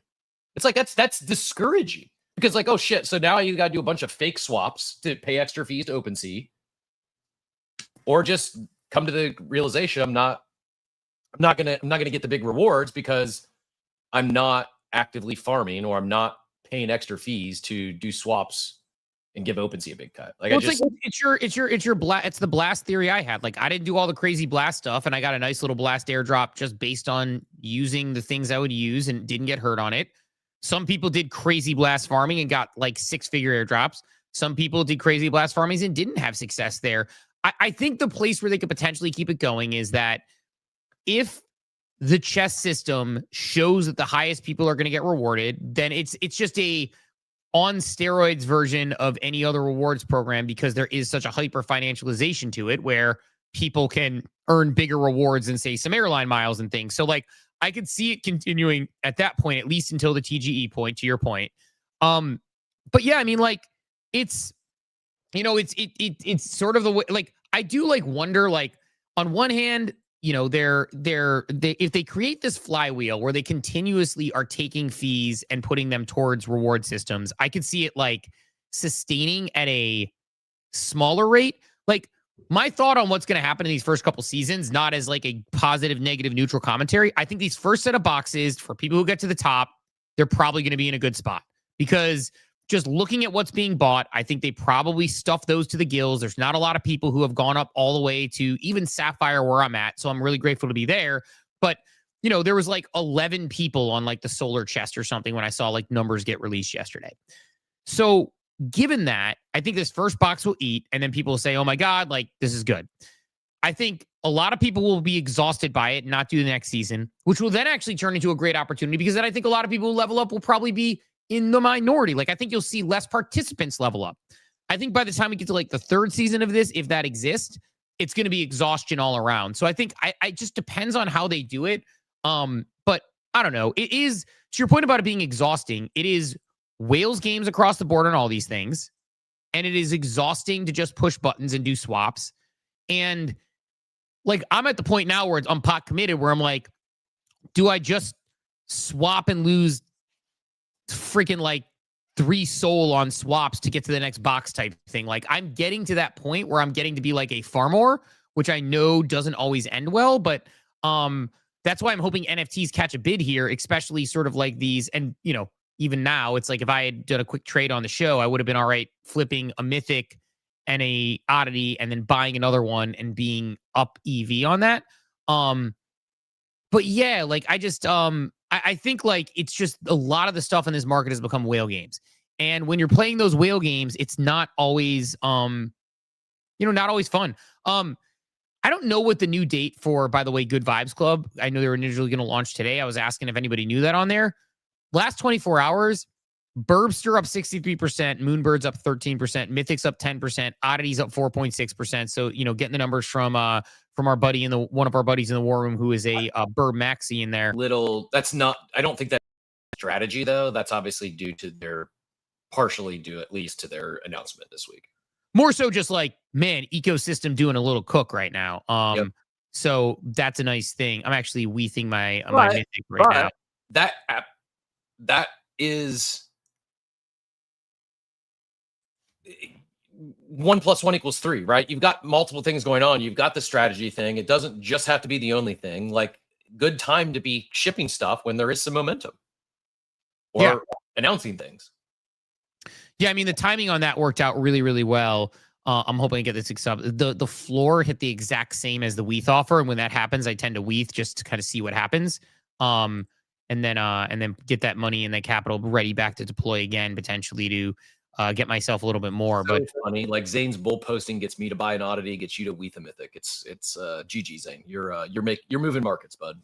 Yeah, it's just funny because I mean, the way that I approach it is I basically look at it like when the collection floor was higher and then dropped down, and then the WETH offer was still stuck there. So that was like somebody, again, getting caught with their hand in the cookie jar a little bit on the WETH offer. And so I figured I would make that sale and hand that down. One thing it's interesting, and I know they're incentivizing buys, is and maybe I'm just like being smooth brained on this, but OpenSea not incentivizing sales, which I guess is one thing, but it's like instead of you only get points when you buy, and that's I guess because if you're only paying OpenSea on the fee once on a buy and a sale, they want to incentivize the buyer versus the seller. But interesting. I guess you don't want to incentivize sellers, so I kind of answered my own question there. But yeah, we'll be curious to see what happens with this with Mythic. I'm debating if I want to roll this instead of rolling into another Mythic, roll it into a Good Vibes Club, playing that strategy play, because like Good Vibes Club doesn't have a high floor. Strategy's coming for them. They haven't announced, I think, a new release date, but I feel like it's not a bad idea for me to potentially not just have they turned the strategy back on it. They paused stuff when they were sorting out some bugs. Like I should be following it closer than I am, but is it all systems go, or are they still sorting out bugs? I don't know. I haven't heard an update on them yet, so I'm not positive exactly what's happening there. As far as strategy goes, but I don't know. Shout out to Odeka for dropping the Spida OpenSea update in the chat. I pinned this up top, but yeah, if anyone's looking for some actual stats on the OpenSea farm, the Dune board, right here. 4% have wood chest, 85% have iron chest, 6% have steel. So candidly, I'll probably, I'm at least going to get to steel at this point. I may do your normal activity, and you might like it won't be. You're not going to like. Basically, you're in the top. You get to titanium. You're effectively locking yourself in the top 10%. I'm cool with that. So like honest question, because I know like you're down on this. I'm in Sapphire right now. I'm going to be in Ruby shortly. Hopefully not shortly is not true. I'm not even 25% of the way through Sapphire, but I'm hoping to get to Ruby, and that might be my final chest. Go back to those stats real quick. If they go on the numbers, if they say, oh, it's just percent. Yeah, 26 people on Solar, 35 on Ember, 316 on Ruby. So I'm trying to get to the Ruby. Maybe I'll try to get to Ember. Maybe I'll get crazy. We'll see. So honest question, like you mentioned this, you're probably going to get to steel. Let's say you get to titanium just by trading. There's some cooks, you get through, you trade a little bit. If you spend, $107 in fees or whatever the number is that you end up spending in fees on OpenSea ultimately, and your buys obviously don't go towards fees, it's just you buying. So if you don't even really spend that much on fees, you're just kind of buying and selling NFTs, and you end up with like, I don't know what the World of Women floor is right now, $1,200, $1,500. I don't know what it is right now, but let's say you end up with a World of Women or something, you're able to sell it for like $2,000. Like that ends up being a good farm for you where you just did normal stuff, right? Like even though you won't like the process, it's probably nice to just buy a couple of NFTs, sell a couple of NFTs, and then walk away with a couple $1,000. Like that's not crazy out of the question for you. Like I just don't like how opaque it is. Like it's just, I hunt EV. I don't know if this is plus EV or not. I just don't know. Like it's random. I'm just basically, I'm playing the slot machine. I'm putting money in and hopefully I get something in return. I mean, it's a Top Shot pack. It's like you're basically, when you level it up as you go, and the higher level you at, the better opportunity you have to get something pulled out of it. But like, like but totally. Top Shot pack, when I was buying those, like I knew I was plus EV. Here, I don't know. Like maybe they have enough rewards where everyone gets more than they put in fees, or maybe it's like 10% of the people get all the rewards and everyone else is down. Like that's possible. Like we just don't know, and I just don't like the blind. I have no idea, because it's not that many rewards. Like people I see talking about, oh, there's an ape in there. Okay, so you have a 1 in 500,000 chance of getting an ape. I'd rather go play DFS with my money. Like I imagine that they juice them based on those, right? Like I don't think an ape is going to land if an ape lands in a wood chest, like the Solar people will riot, right? So I have to think. My point is like, basically every high dollar NFT that I would want, I don't believe I'm going to be in the running for any of them. I'm not going to grind my way to Sapphire or Ruby, and probably not even Topaz. And if you have less than 10 high value NFTs in their entire thing, and I know there's others that are a few $1,000s. I'm talking a 5-figure win. I don't even think I think I have zero chance to get those. And so to me, it's like, they're taking my fees and buying stuff to go. You talk about the rich get richer. They're taking my fees on my $1,000 NFT I just bought, and they're using those rewards to go put it towards another NFT that some whale that's got 10 million on chain. They're just swapping back and forth is going to go get. Like they don't need NFT. That's not super different than any other like thing that's taking fees and putting them towards a rewards program. I think the difference is, and why I'm asking about it is like what my return may be though. Here I have no idea. My return could be truly. Right. I don't want to say 0 because I believe I'm going to get something in the chest, but it literally could be like 10 OP. I could get 10 ape coins. I get $5. I got to spend a few $1,000. Bored apes. $5. I don't think that's going to be the case, but it's possible. We just don't know. And right. And that's where it's like with the tokens, it adds a whole new dynamic because the tokens are obviously going to be instantly liquid, but it's like, yeah, I guess my point is like, we don't know, but on the flip side of that, what I'm saying is like, when you step out of it and just look at it, if you look at it as like, look, I don't like the way that the whales are eating, blah, blah, blah, blah. Like, I wish I had better opportunities of these things, but I don't think it's there. If you looked at it and you say, I get to a titanium chest, I spent $104 in fees and I got $2,000 in rewards. Like that's going to work out pretty well in your favor. And then it's like, oh, okay, like use it as a normal reward system and make it work. Because there's just so many items that I think exist in this. Like the rewards pool continues to grow. I think it's approaching 2.5 million, probably going to be up to 3 million and pretty soon here. And obviously they continue to buy, and they can't buy hand over fist quick enough. I'll be curious what the reward pool is when all's said and done. Because I know that they were taking that, that percentage of half fees or whatever and throwing it towards there. So I'll be curious what the reward pool looks like in 14 days. Because like if the reward pool continues to get juiced up pretty good, who knows how high that can go. So I'll be curious if there's like what the winners, losers, and in-betweens look like, because like it's a very high pressure situation for them where I think obviously someone like you is feeling some type of way about it. So they've already got people like you and others who aren't a fan. If they don't deliver on those high boxes, on like the highest especially, like then they're going to lose the people who are doing the volume on there as well, which is kind of raking them in some cash as they get ready for TGE. So I don't know. We'll see. But a lot of stuff in there. Added those 2 hypers as well.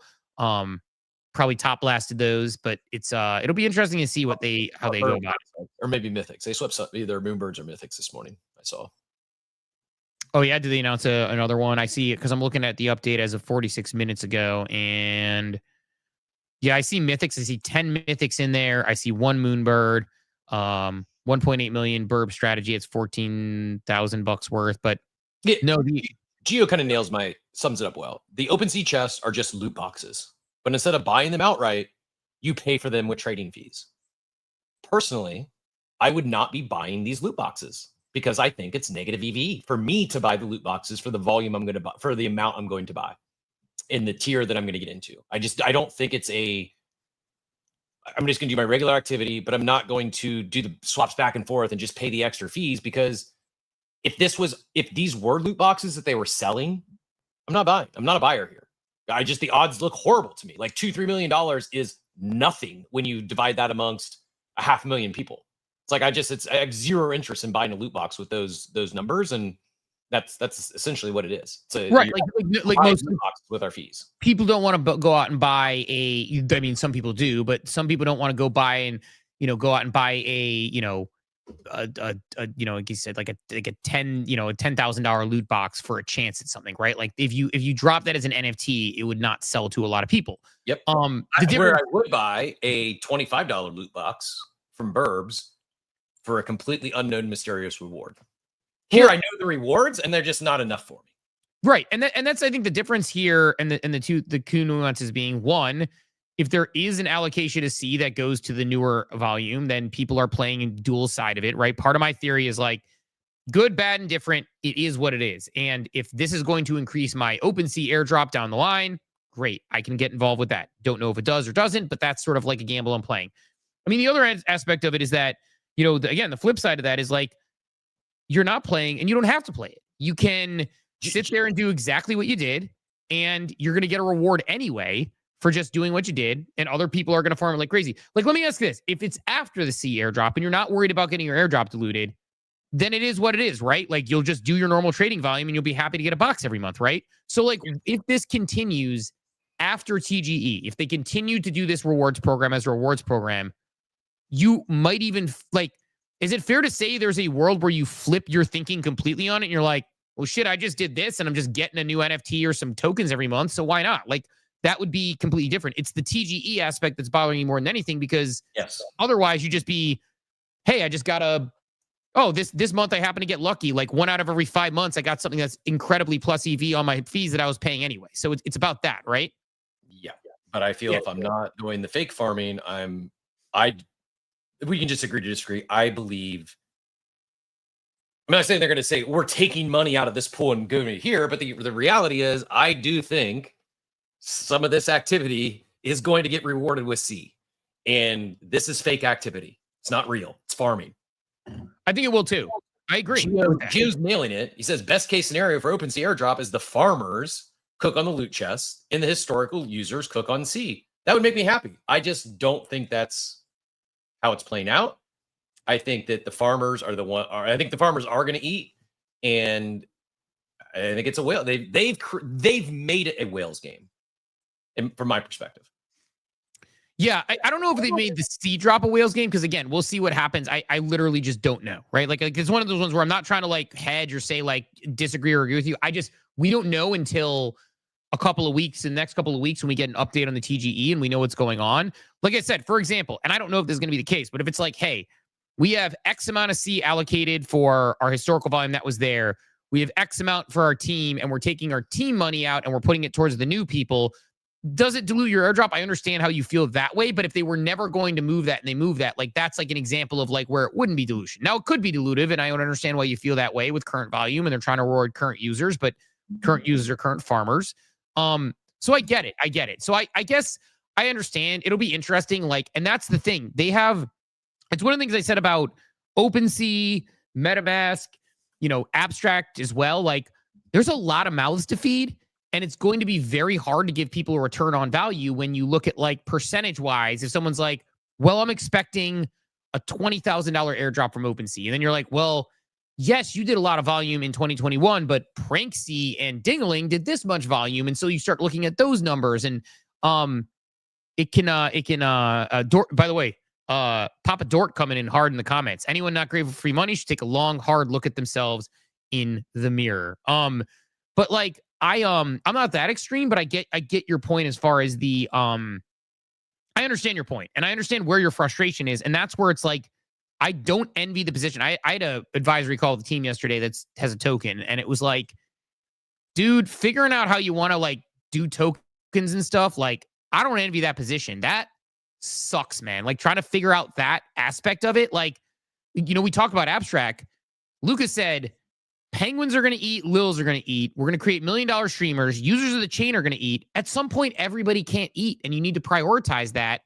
And you can only give so many things to so many people. And I think like OpenSea is in that same position where it's like, how do you divide this thing up? I don't know. Not my, not something I'm envious of the aspect that to look into. That's the easiest way to divide it up is make them two different things. Stop convoluting the loot boxes with the C airdrop, and I think I'm happy. It's just right now, that's until that happens, every day that goes by, every season that goes for loot boxes, I believe I'm getting more and more diluted for a C drop. And I'm grateful for the free money, but the loot box farm is not free money. Like to really move up, to get into the top, like you're paying substantial fees. Like it's I think I saw Whale paid $2,000 to get to the top box. Maybe he gets, or not even the top box. Maybe he gets $2,000 reward in that box. Maybe not. It's just not free money. Like it is, like Gio said, we're effectively buying loot boxes with the extra fees. They're double what they were. Like they're using they doubled their fees to put it back into the loot boxes. We're buying these loot boxes. They're just spinning it a different way so they can avoid sweepstate laws. This is where like I think their discussion on their tokenomics from the foundation can't come soon enough. Yeah. Where it's like, if again, and I'm not saying this is the case, but like I don't know, because I don't know how they're gonna do it. But it's like if it was like X percentage rewards here, and then we took C out of this and we're doing X percentage, like if they have a good explanation for that, and then it's like, okay, I've already been locked in. Yeah, it's like grinding loot box negative EV. It's a casino. People are going to lose just like they lost on Blast. Yeah, I might be hurting come loot box time, right? Like I have 14 days in 2 weeks from now. Or you hit a pingu or penguin or an ape and you're up big. Like, but it's a blind gamble right now. And hey, we do that a lot here. This is just, again, because it is mixed in with an airdrop for a company that's been in existence for, what do you say, since 2017. That's the root cause. That's the root of my issues here. Is they're mixing in two things. One is a casino, one is rewarding loyalty. And I feel personally, I'm not saying this is what they're doing. I'm just saying I personally feel as I'm being forced to play in a casino with bad odds, the house is winning, to get my airdrop for my loyalty for 5 years. Yeah, it's almost like if they had the tokenomics before this rewards program went live, that might have been. Then I can make a proper decision on whether I want to play this casino or not. But right now, I'm truly being forced to play in a casino that the house is winning, and I don't like it.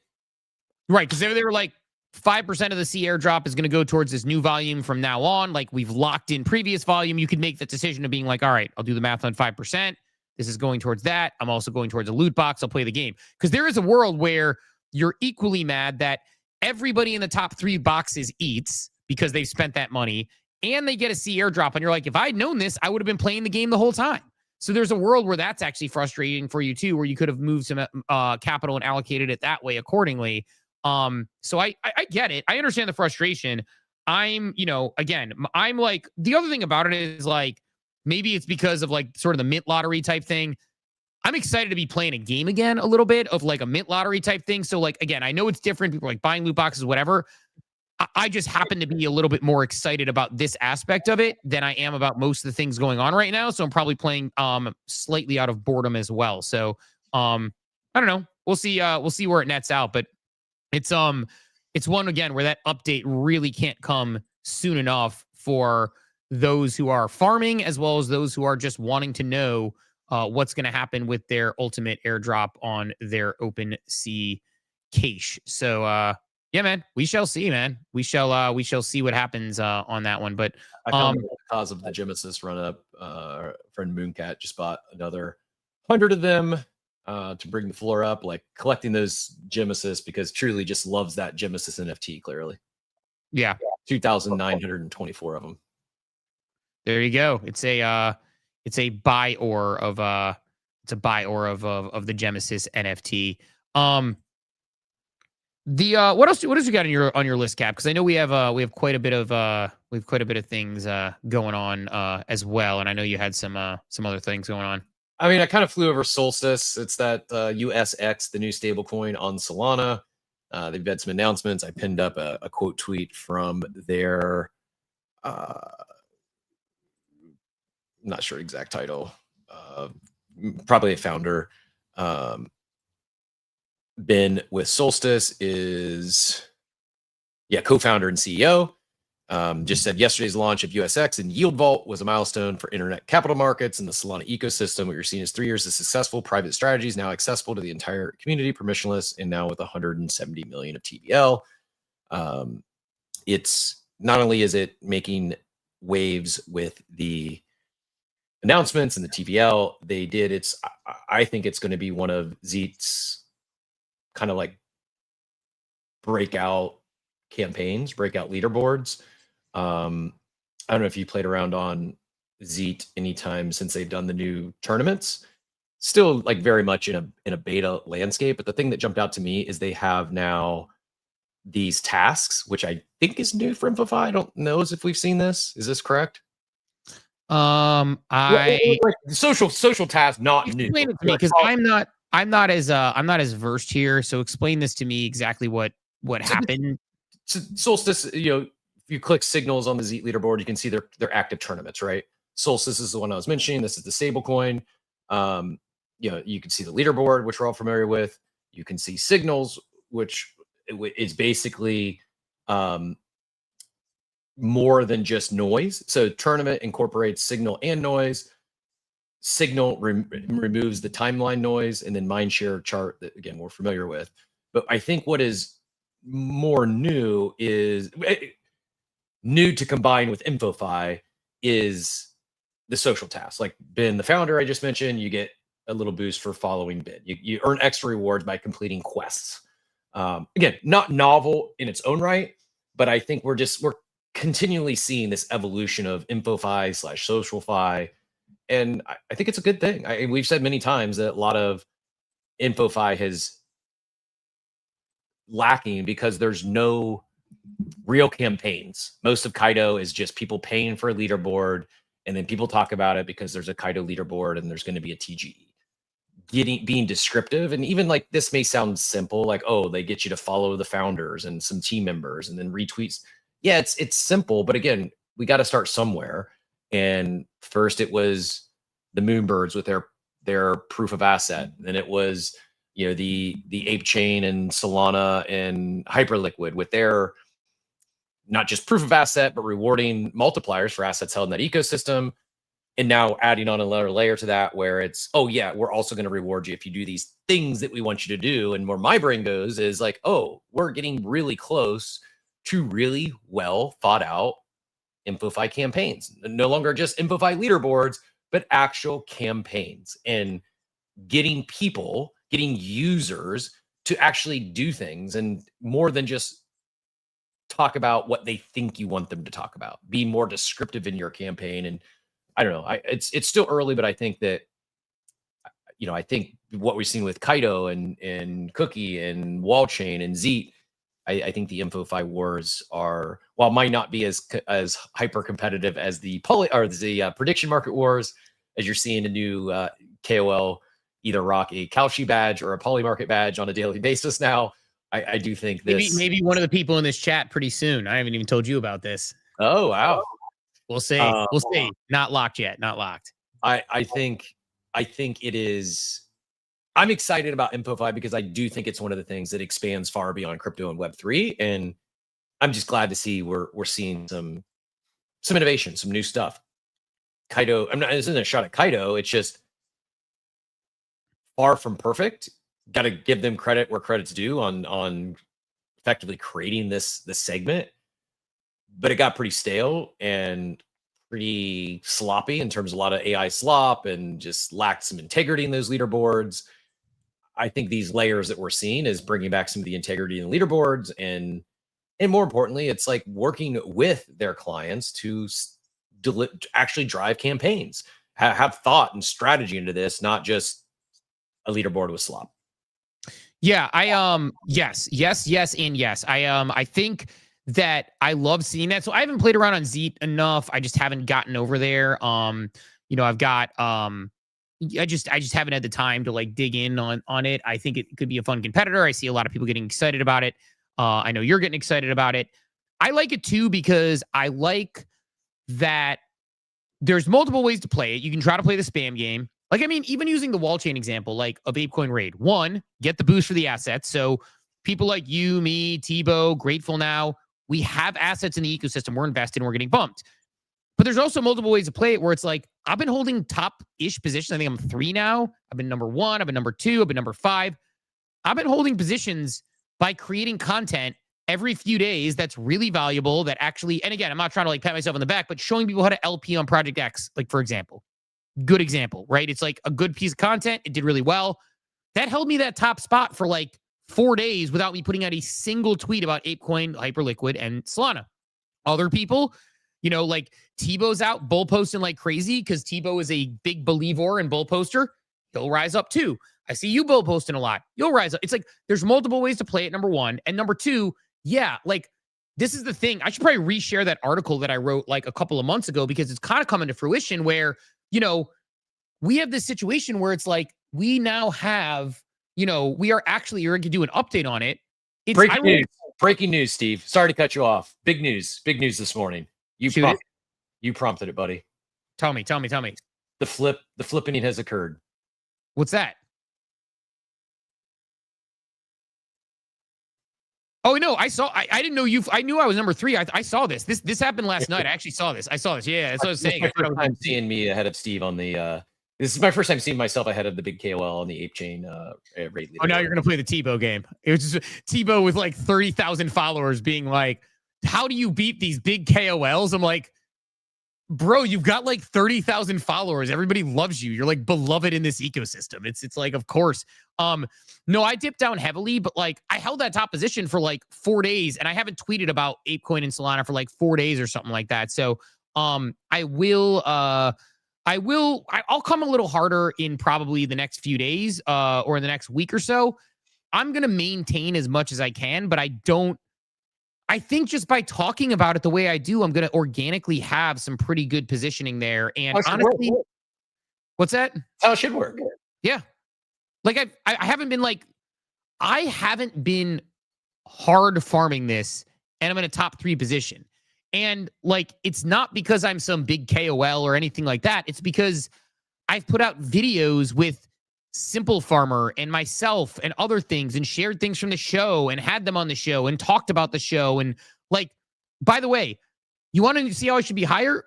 I got like 25K impressions on a couple of tweets about how awesome Project Raid was before this leaderboard dropped, which would have been an account, but I didn't mention Solana in the tweet at the time. And it's like, so I'm organically doing this and it's working. So yeah, I mean, like, look, you're cooking right now. Tebow's cooking right now. I think the way Wallchain's algo works, it's going to be a sprint in that last week. And I am going to be an absolute nightmare on the timeline with this stuff a week before, because look, people can be upset if I'm posting about it to climb on the InfoFi board, but if I'm close to the top, people on the timeline, you're not paying me. An ApeCoin at some point will have a cash out there. I'll be curious to see how they do the payouts, whether they're tiered. I'm guessing the top person is going to get a lot, but like, man, that could be like top people making thousands of dollars in ApeCoin just by talking about it, which, by the way, you want to talk about a plus EV for ApeCoin and why InfoFi works. You, me, Tebow, J-Bond, Grateful. Look at that top 5, right? In that top 5, they probably in the 30-day period of time or whatever it is are going to cook dozens of tweets on this thing from these people who are in the top 5, top 10. Josh Ong, Dort, like this is exactly how an InfoFi leaderboard should look. Everyone here, I don't think there's a single person on here that isn't deep. There was at one point, there was one person in the top 20 who was just farming. Right now, I believe every single person on this leaderboard is deep in the ape ecosystem. They talk about the ecosystem organically. Are some people farming it because of this campaign? Probably a little bit. I'm thinking about tweets I send a little more and making sure I use proper keywords if I'm talking about ApeCoin or one of the, this raid campaign. J-Bond's a good shit poster. I'm sure he's also thinking about it a little more. But my point is, every single person in this top 20 is deep in the ape ecosystem. Most OGs or been around since the launch of ape. Like, and I'll say this, Wallchain isn't like this.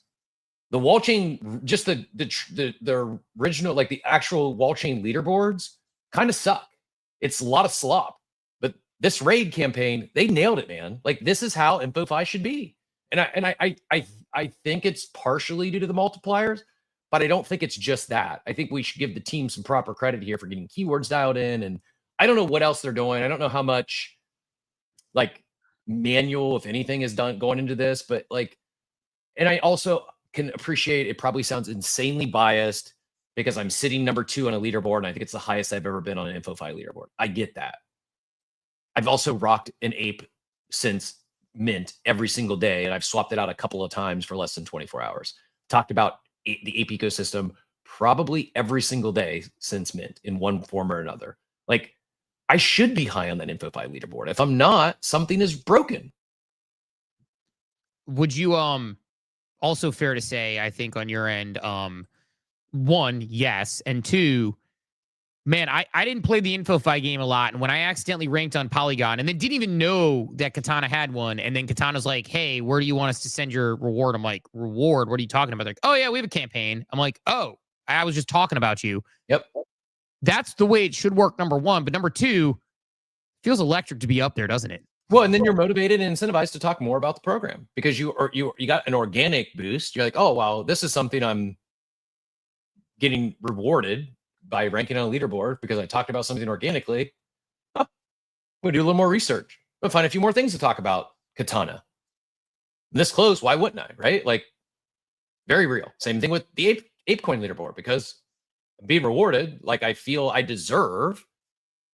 I'm going to talk about it a few extra times. I'm going to send an extra tweet a day and do my best not to. I do appreciate my following, my audience. I don't want anyone to block me because I'm doing my best to either put out a thoughtful educational post or try to pull off one of my zingers a month and get a good shit post. I'm going to tell Frosty. Frosty says place 200. I'm going to tell you the same thing I told Grateful because Frosty's not a fan of it. You need to have these InfoFi leaderboards are run on keywords. And here's the thing. What I love about the top people, by the way, I'm number 2 because of you. You know that, right? Because I told you how to play it. You mean, or I think early I was referencing Ape Chain a few times. That's not the keyword. Maybe it impacts, but the keyword they're really looking for is ApeCoin.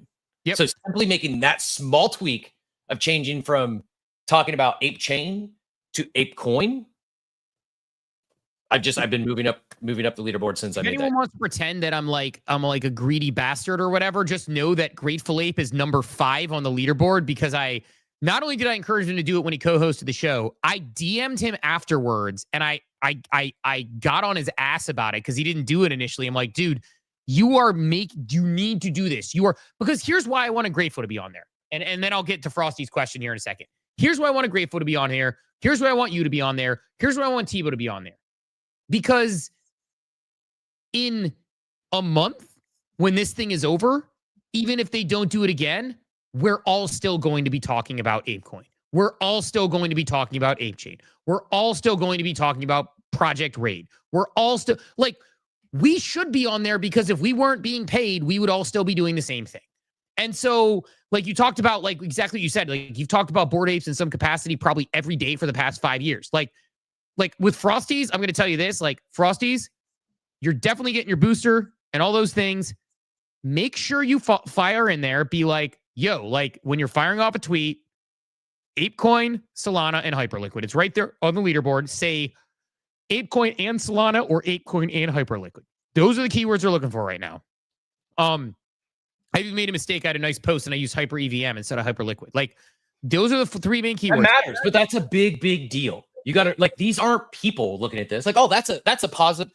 They're creating an algorithm using keywords. And this is where like studying the leaders, understanding what they're looking for, making small tweaks, it's going to help some cases tremendously. Like you could talk about something every day, but if you're using, again, what was it, Hyper EVM or Hyperliquid? Which one are you supposed to say? Hyperliquid. So if you're saying Hyper EVM every day, you're missing it. You're not getting credit for any of those. Where that one small change, now all of a sudden you're ranking.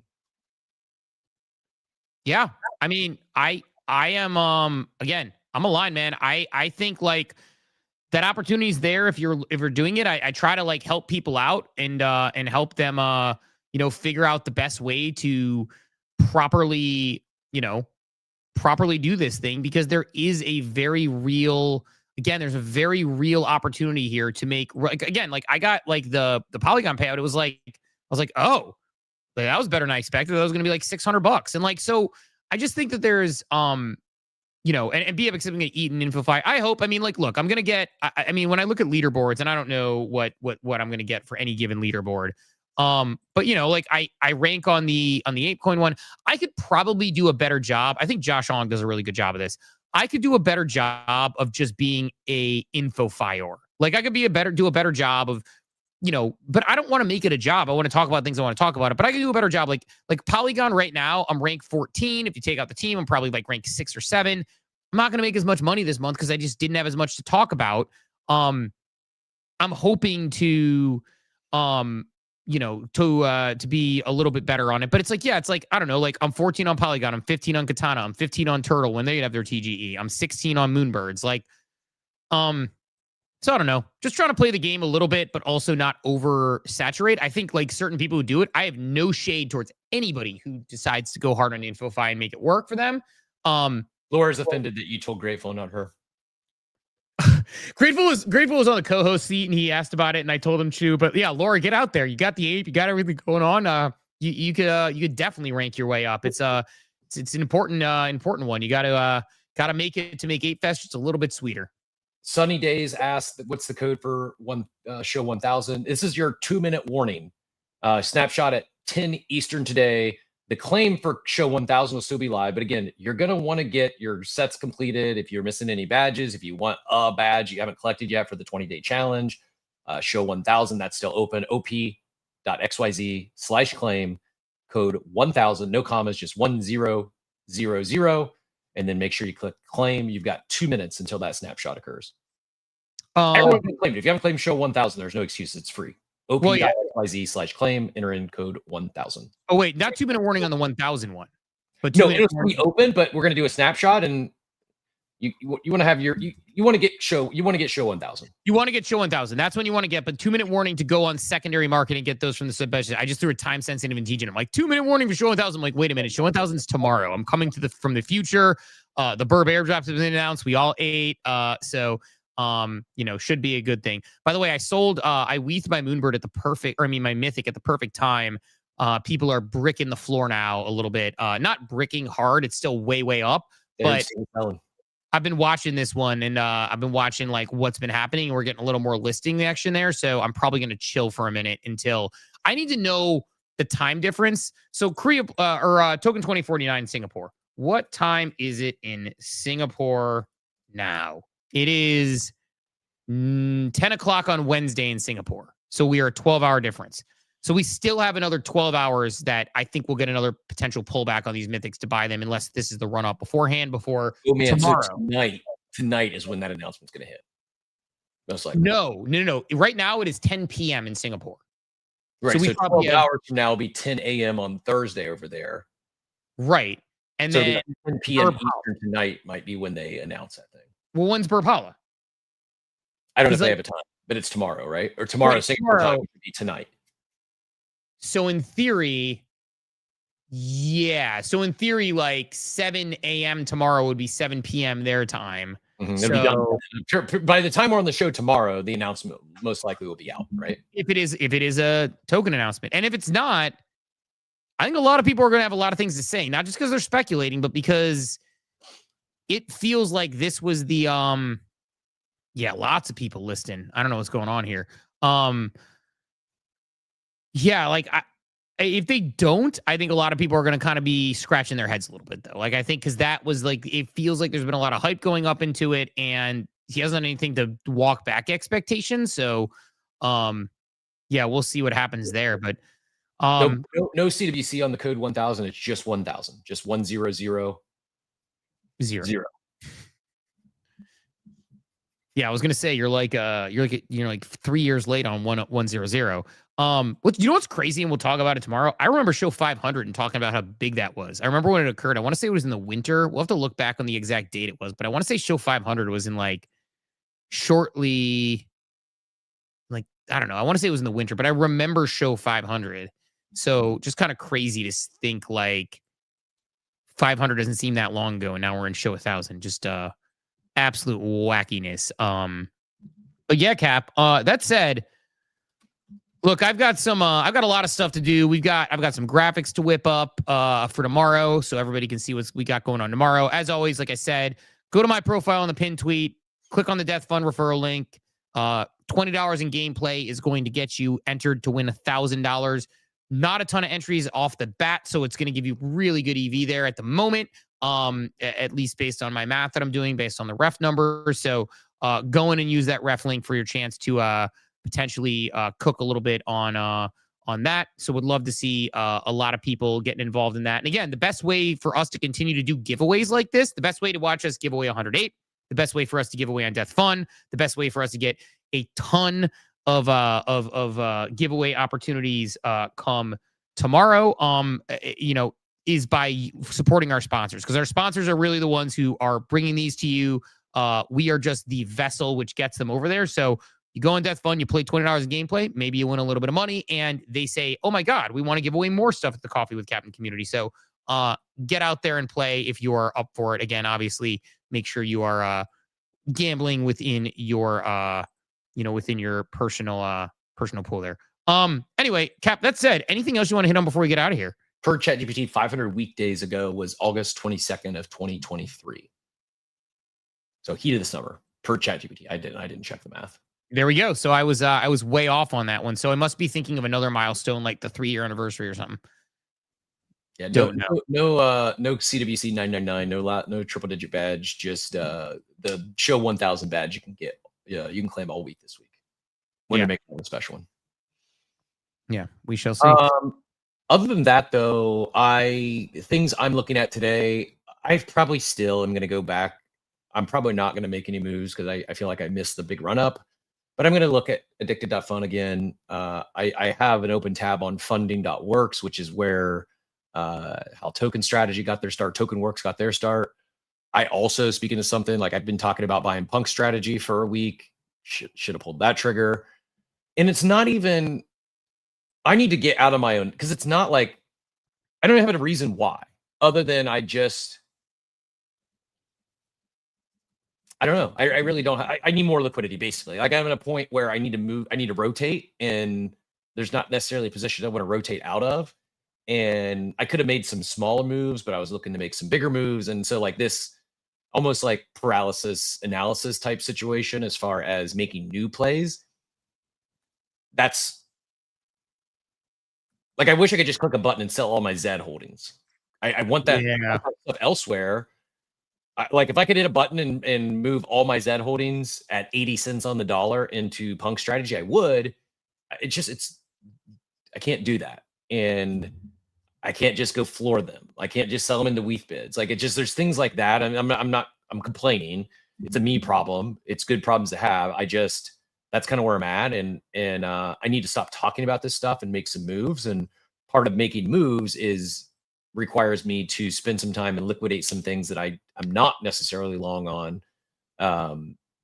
I just need to do it because I do think I opened it. I think we're close. We could very well get some pullbacks before we get the violent moves up.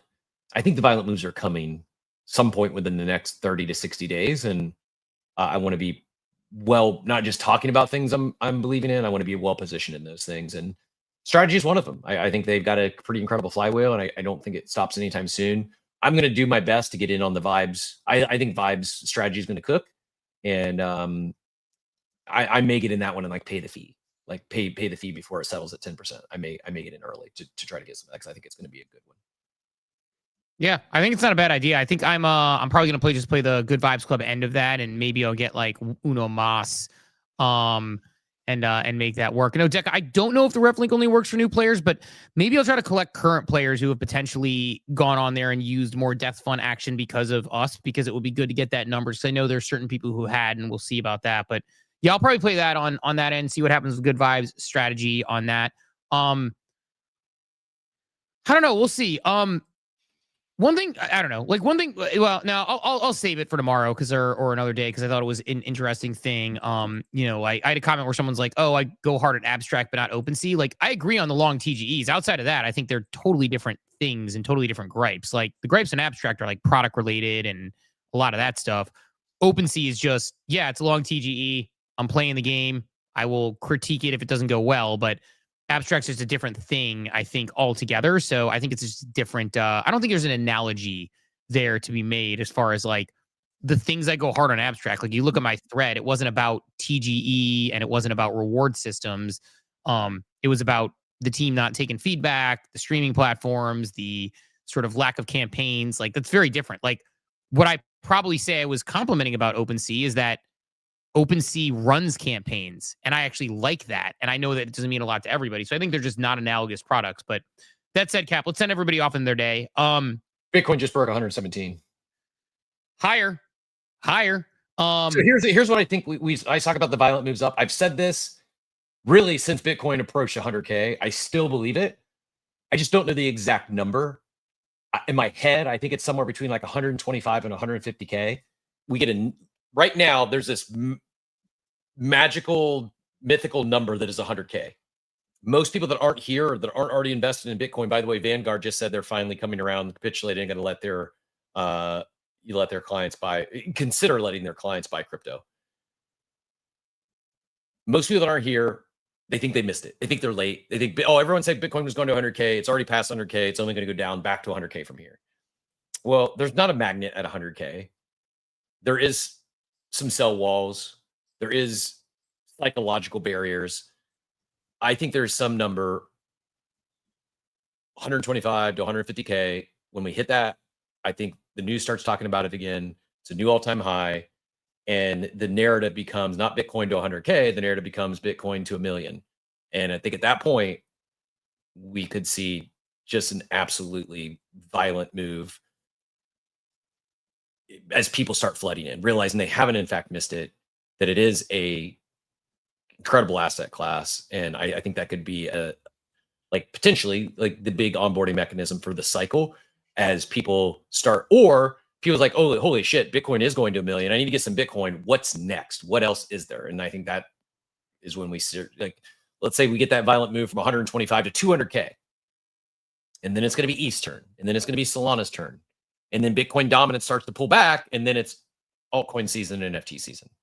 Maybe not, but I still have had that thesis for a while. Nothing has changed, and I think Bitcoin needs to get far enough away from 100K to where those who are already in Bitcoin feel like they haven't missed the trade.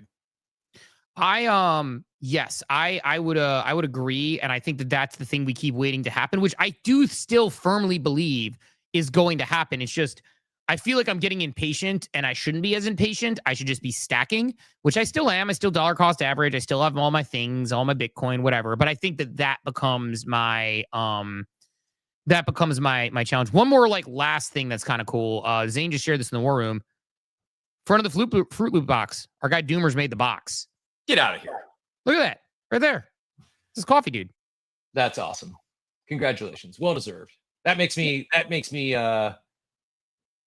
I'm about to go fucking buy a Fruit Loops box now. I was full fading the sugar breakfast, but I'll go buy one to put behind me since our boy Doomers is on there. You know what? I'm gonna buy one because I just if I can get one. They're extremely low supply. Is that right or no? They're right now. They just went live. You can get one for $50. I'm gonna do it. I'm gonna play the lottery. I'm gonna get one exactly right now. I'm gonna pay right now, and we're gonna get this sucker delivered. What am I trying to even get here for a $50 box of cereal?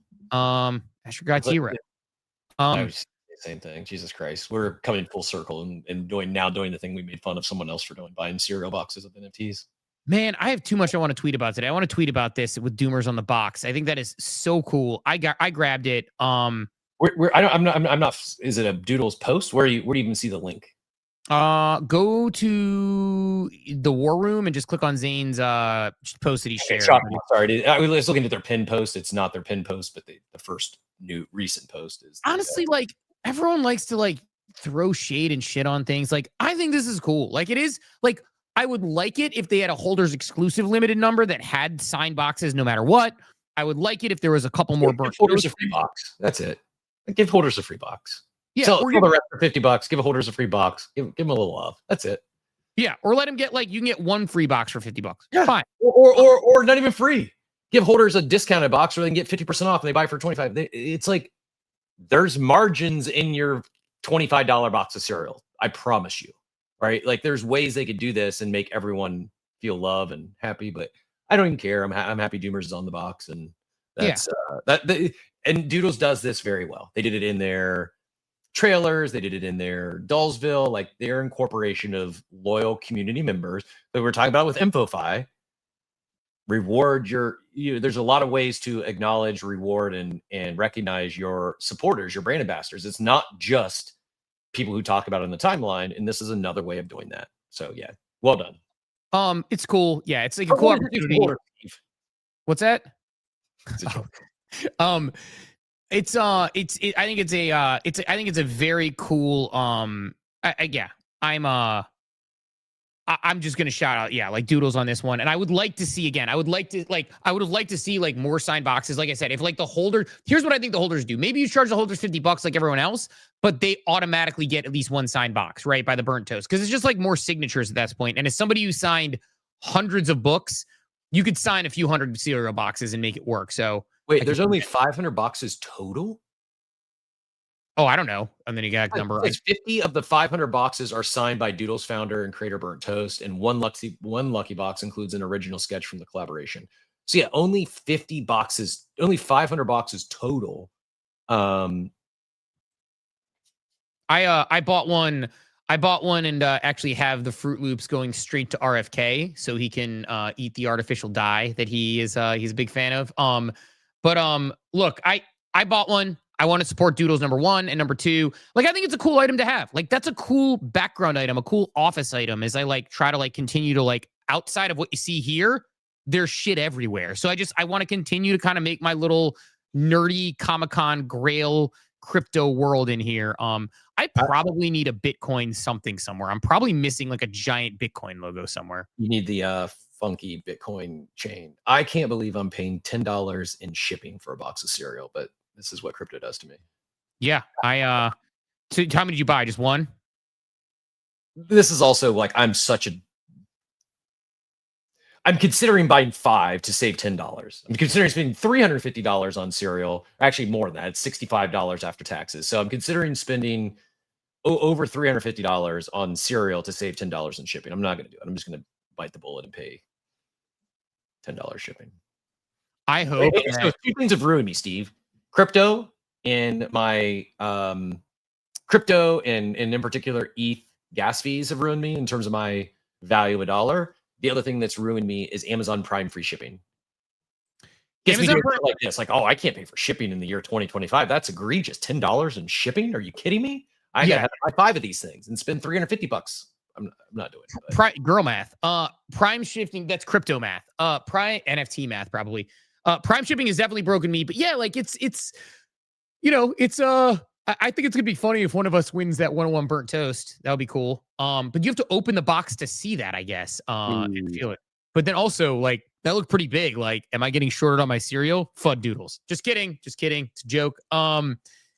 No, man, I'm happy to have that. I think it's a cool like collab to have, and I will be. I'm doing some cleaning and rearranging in my basement at some point. If I ever next big win, I need to buy a couch. Need to save to fix my bathroom upstairs, my kid's bathroom, which is just a disaster. And then after that, I want to like actually kind of refix up my basement / office a little bit and get some more display stuff. So this will be on the list right there. I'll put it with my, I'm looking right now at my Skelly and my Spaceman. I looked at another house yesterday. I'm close. Not finding exactly what I want, but whether I buy one with one ready or I buy one with a big enough lot I can add it, I'm near certain I'm going to do a place with an ADU, alternate dwelling unit, accessory dwelling, something like that. It's basically like the tiny home in your backyard, whether it's a shed or you build a tiny home. St. Pete has it's like a formula based on the how big the lot is if you qualify, and then you can do it up to a certain percentage of the main home, and several of them already have existing homes. So long story short, we may have to do if I do this, we may have to make it like a, I don't know. I need to figure out how I can incorporate crypto and I can make it a crash pad for my crypto friends. Yeah. It's like a she shed, but for people who have never seen a woman before or dated before, right? In the crypto world. But no, it's, it's, I mean, again, that's kind of what my basement needs to be cleaned. It's actually getting really messy. Actually, I should. You just nailed it. I should make it the man cave. I should make it the streamer cave. I could build a studio there, but do so in a way where insulate the soundproof it. Yep. Sorry, go ahead.